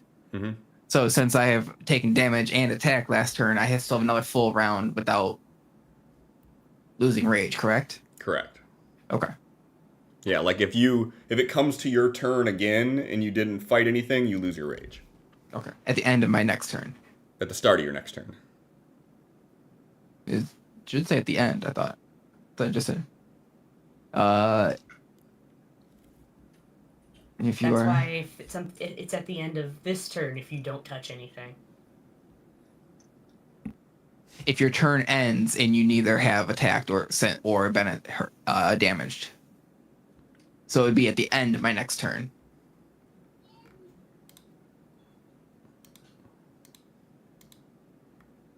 Because then next turn I wouldn't have taken damage or attacked anything the last turn. This is the top of a new turn order round. So you haven't been attacked this turn yet. Since your last turn is what it says. So it'd be the previous turn if I haven't been attacked. So my rage is still fine for this full round and the end of my next turn. Next time. Yeah. Oh, Yes. okay. Yep.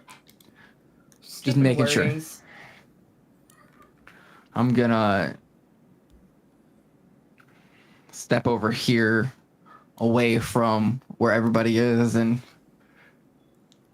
still kind of breathing heavy, gripping the warhammer like, all right, who's next?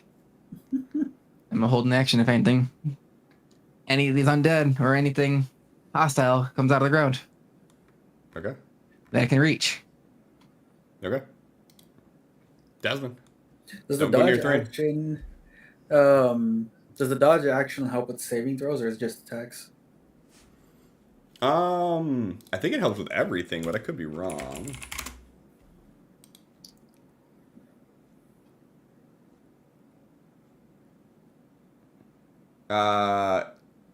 It gives you advantage on dex saving throws specifically, and makes any roll against you at disadvantage. Okay. Pulls spear out, twirls it around, looks around, eyes shine white, and dodge action. Okay.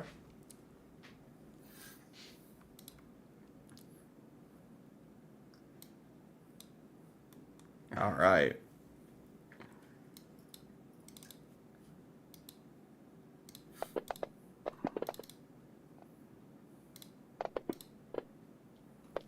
No.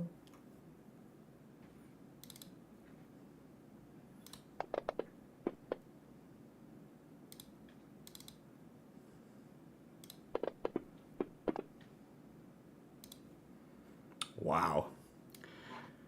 All right. So, I think we have some confirming to do.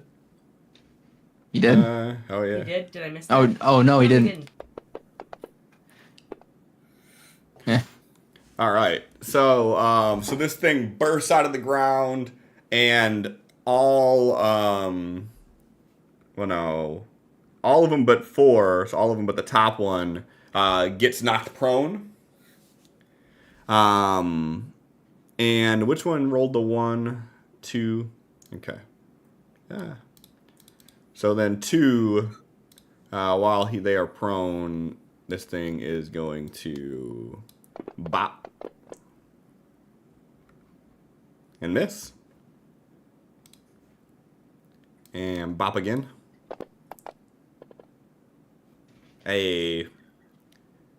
And then, oh wait, no, it's supposed to be at advantage.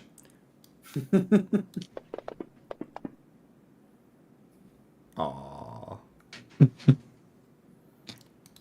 right. No.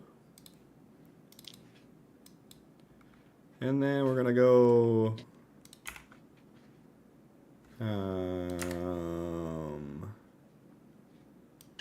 Thwack. Hey.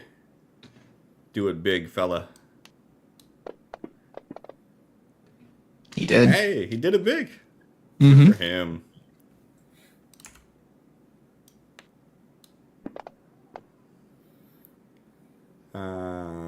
Use half movement to stand up. Blah, blah, blah.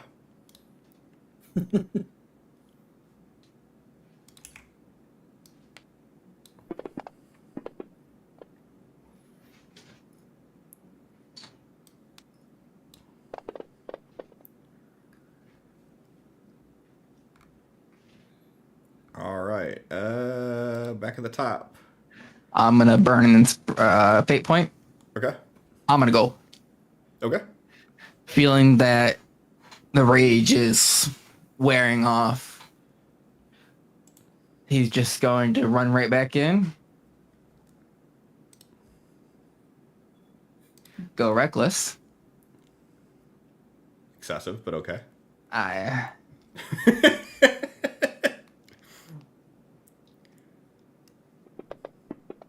and go swinging.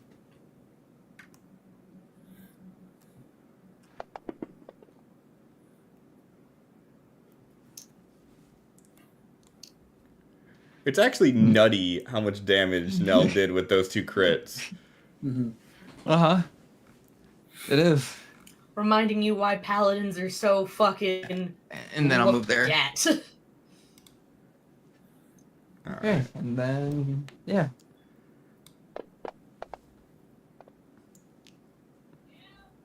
This guy goes to swing and sees you come running in and gets distracted for a moment. Are they getting pluses because of us around him? Yeah. Well, the other ones did. This guy doesn't really have too much to go off of, but yeah. Even with a +3, you wouldn't have hit though. Okay. Now.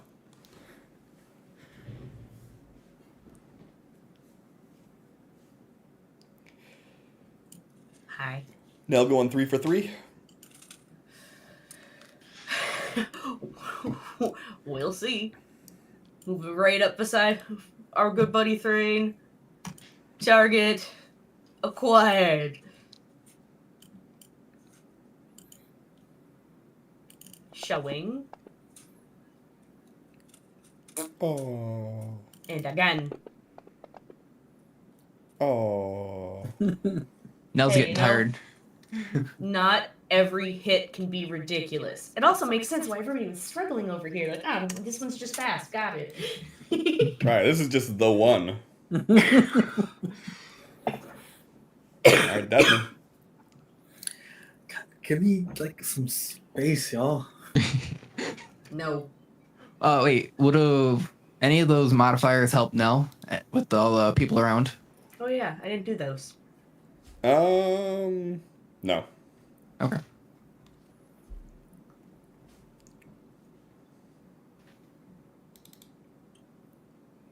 Because I feel like there's enough flanking there.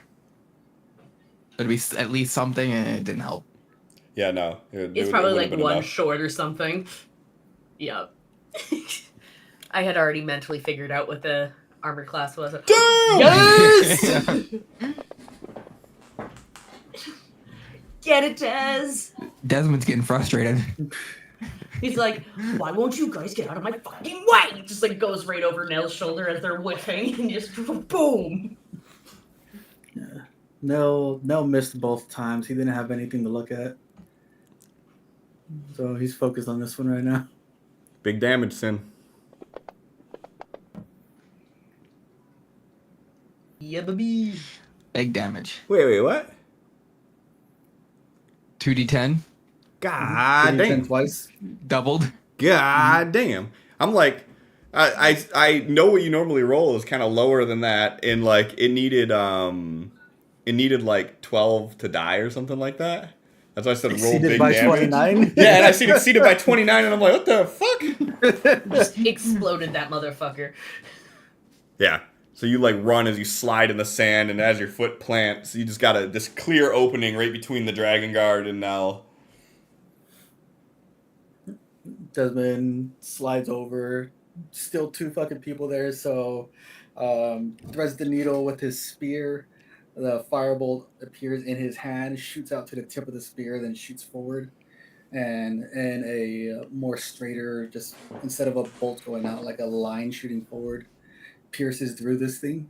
Kind of all the way through because he has a clear shot the entirety of the way.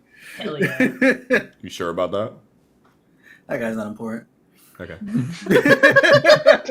Dang. Ugh.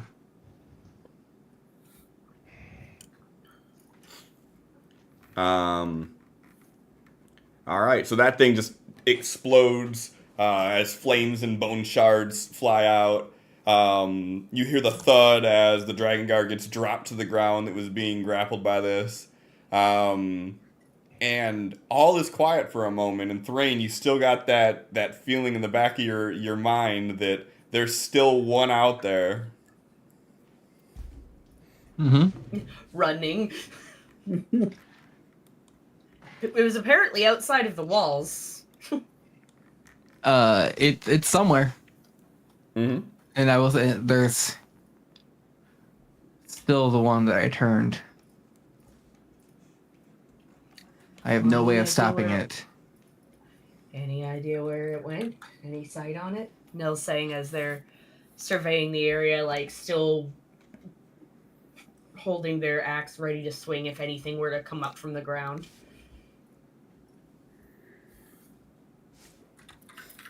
I have no way of knowing. You guys are free to give me a survival roll if you want to try to track a burrowing scorpion through the sand. No. If it comes back, it'll be dusted just like its brethren.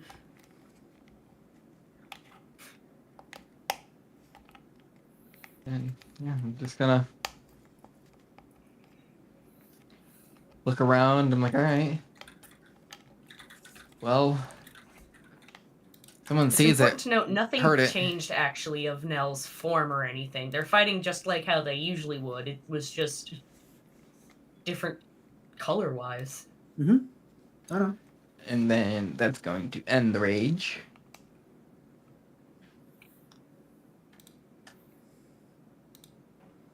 And round 10 is when it would have. Nope. Well, it would have dropped the turned. Or Nope. 11. It like just did it. Round Really? 12. Didn't it do that round 1? Must did it round 2. Okay. Off in the distance, you hear screams.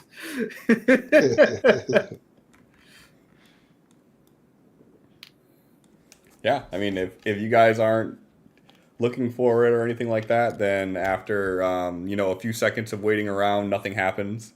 The dragon guards start. Dragon guards start like checking each other's wounds, and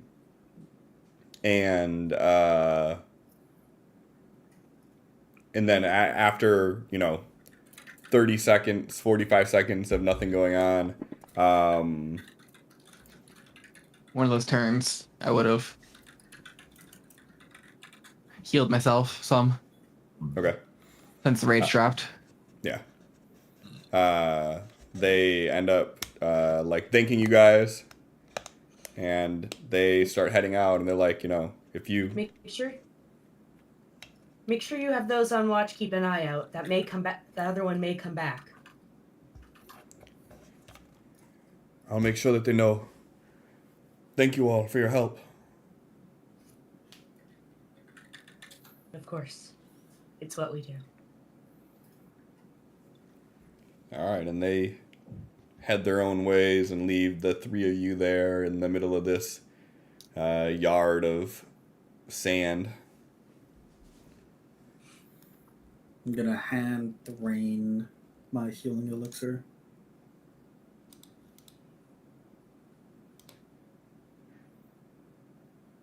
Which one is this? It's the healing. Downs it. 2d4 plus 3.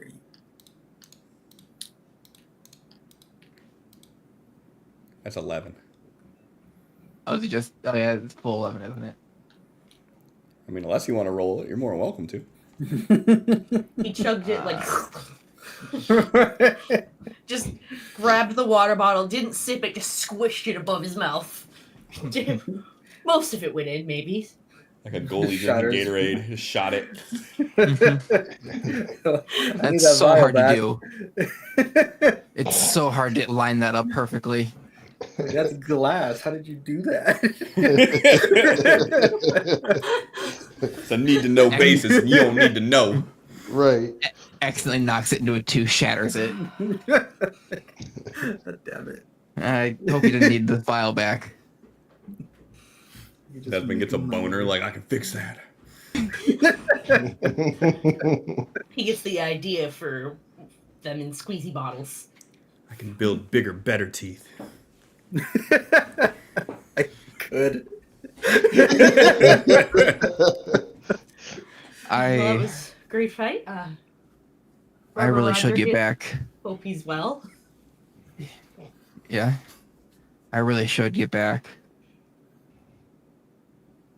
All right. And then I'll Stay jog safe. off towards the temple. Or how long did it take us to get over here? A few minutes. You're on like the western side of the city. So, Yeah. 7 minutes, depending on how fast your little legs were moving. You'll start jogging back. Take this. Another potion. Okay, sure. What is it? Extra movement. Extra 10 cool. feet for 10 minutes. Cool. Run a little bit faster. Like, I actually got a potion for this exact situation. You need healing Both of and them. speed? Desmond Dusk, you're on fire. Coming off of a crit. Right. Fucking just riding high as hell right now. All right, so when Thrain, when you get back to the temple, as you start getting close, you get that feeling of dread again. And as you get in, you find the High Cloth, and he tells you that the ritual failed, and they will have to start the year over again tomorrow.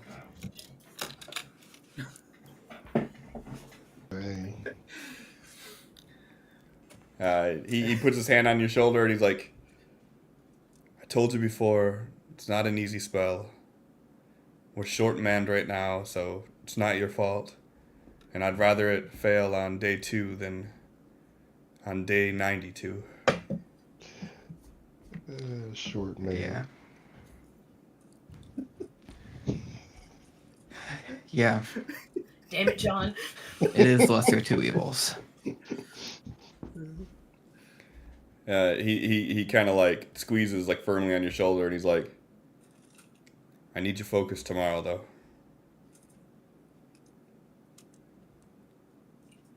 Just nod his head. Gives you a nod, and he walks off.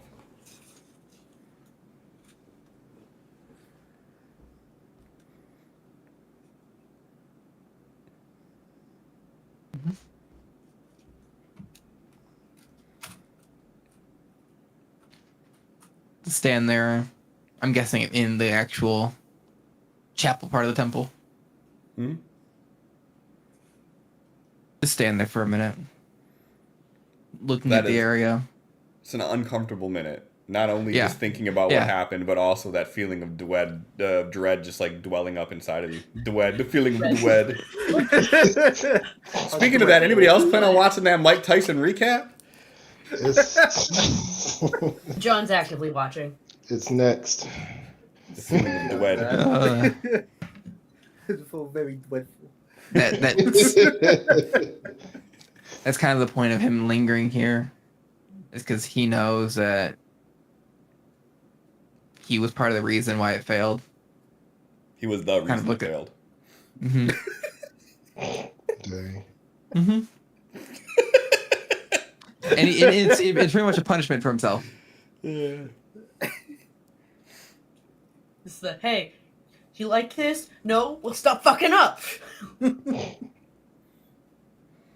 Roderick, Yes. What you been doing, boy? you feel someone kicking the side of your leg as you're sleeping. Where's he sleeping at? In his The room. inn? Okay. He's having a lounge day. So, real smooth, no sudden movement.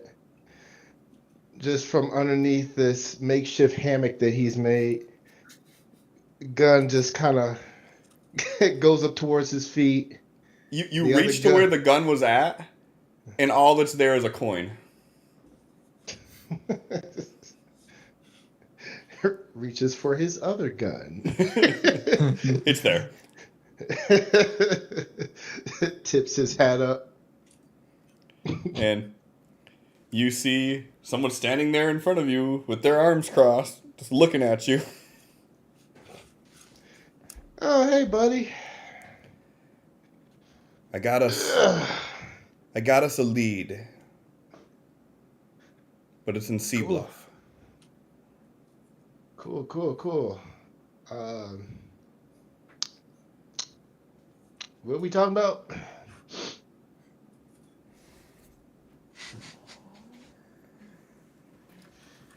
Oh, I fucking love him so much. Love me, my himbos. Oof. Oh, have some? Or wait, do you drink? Or is that like something you do? Are you alive? He like reaches to like touches It like smacks your rope. hand. Okay, guess you are. He reaches in his waistcoat and pulls out a little watch, and he's like, the map that showed the attacks. One of the locations was Sea Bluff. I have a contact in Sea Bluff that we can find out more information.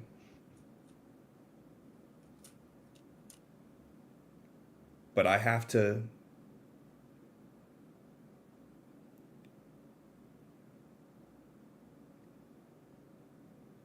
people shouldn't know that I'm here.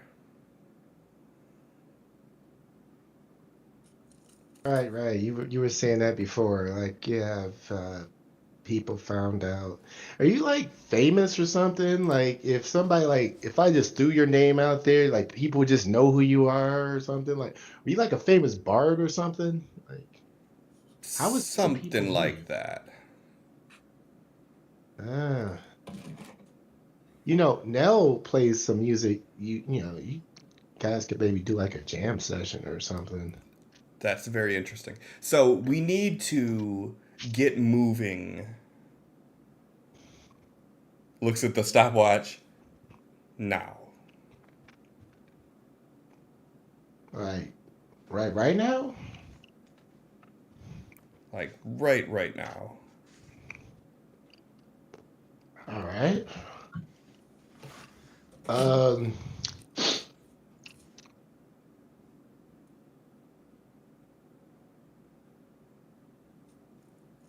Did he freeze? Oh, He did. yeah. Freeze. can I like Bye, tell the babe. rest of the Okay. Oh, he's back. He went right now. lost connection there for a second. Yeah, you did. Right, right. So you All gotta right. leave right now? You were like, all right. You son of a bitch, I'm in. or rather, I'm out. um. Heard. All right. So but what's the lead though? I can tell you more on the way, but we need to go. Are we gonna need horses, or you got some like you like teleport and stuff? Are you gonna like teleport us using Something your like that. telepathic kinesis or whatever? You should talk less. Right, because we gotta go right now. That too. Yeah. All right, I'm gonna go get the others. Are No, you gonna be just you and I. Oh, okay. Should I leave a note? Well, can you leave a note? Because I can't leave a note for reasons I don't want to disclose right now.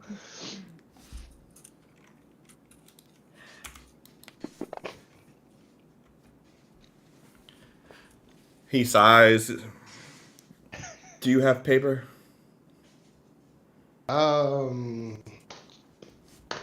Hold on.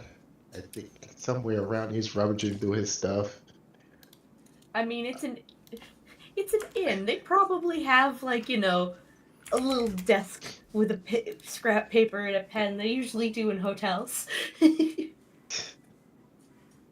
Perhaps this isn't exactly a hotel in the middle of the desert. It's a fancy inn. It's a fancy inn though. Okay, I got a bar of soap. So you can take this and write letters where, like on the on the wall or something, and then they'll see it when they come to get me. See? Yeah. Is this a used bar of soap? Yes. it's Uh, dry right now, but he doesn't reach a hand out or anything, and you feel something just take it out of your hand, and it just sets it on the table. It's like, I'll figure this out. all right, cool. All right, so how do we do this? Like, because I've been doing some mind things with Desmond. Like, I could, focus really hard. He just watches you doing that for a second, and then he's like,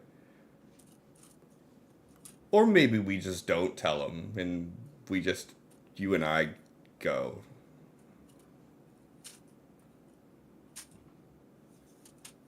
Oh, so this is like top secret. Yes, it is, actually. Ah, okay. Okay. So they'll be worried, but then like we come back with results because I'm the result guy. Then they'll be happy that I went. Yeah, okay, gotcha. All right, let's go.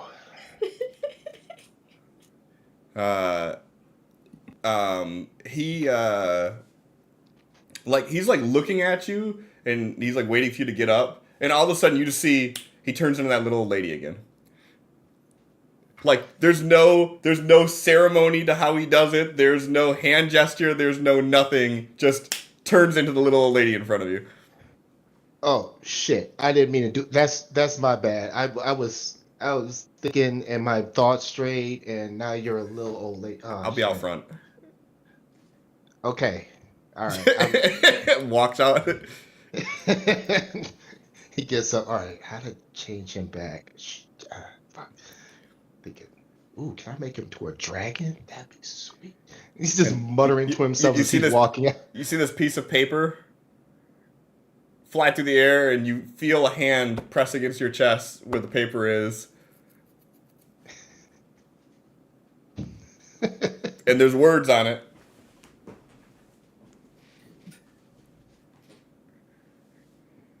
Yep. And then he sits it down on where he's laying and then walks out. All right.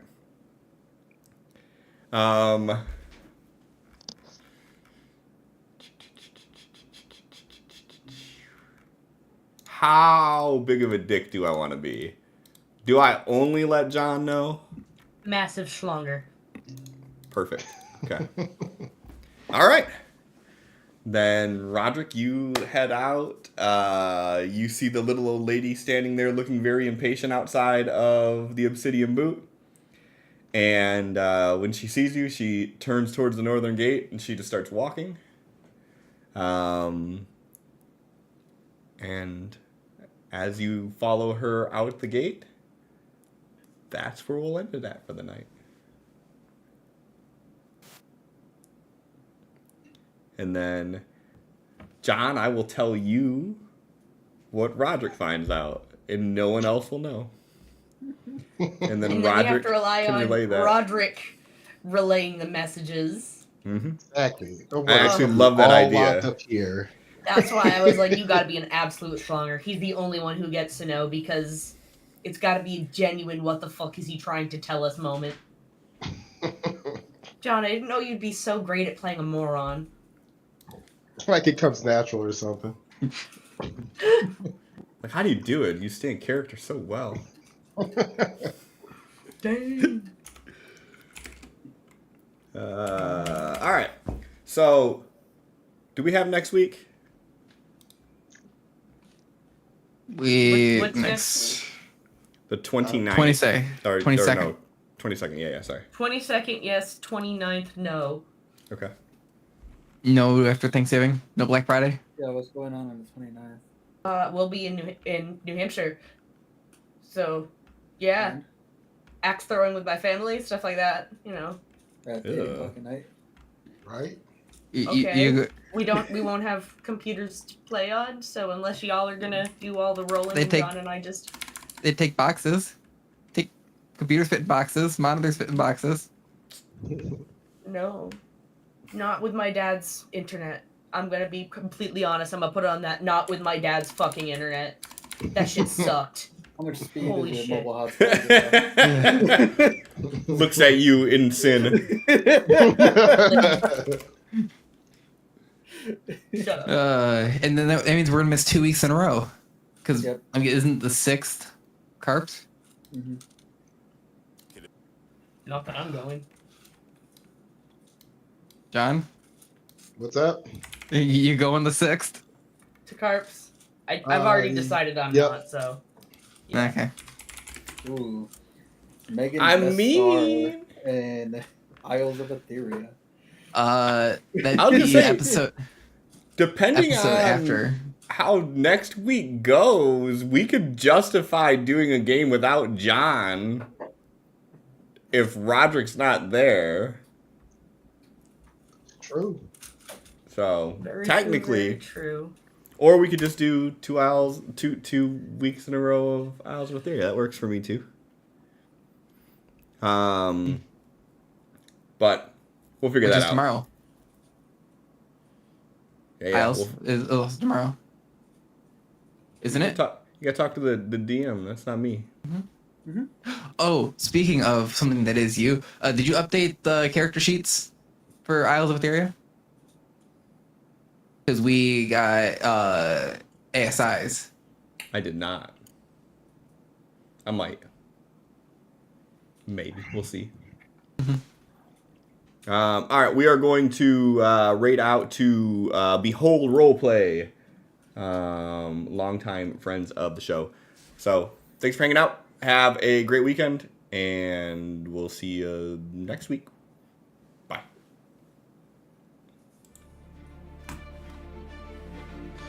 Cool, I can turn these lights off.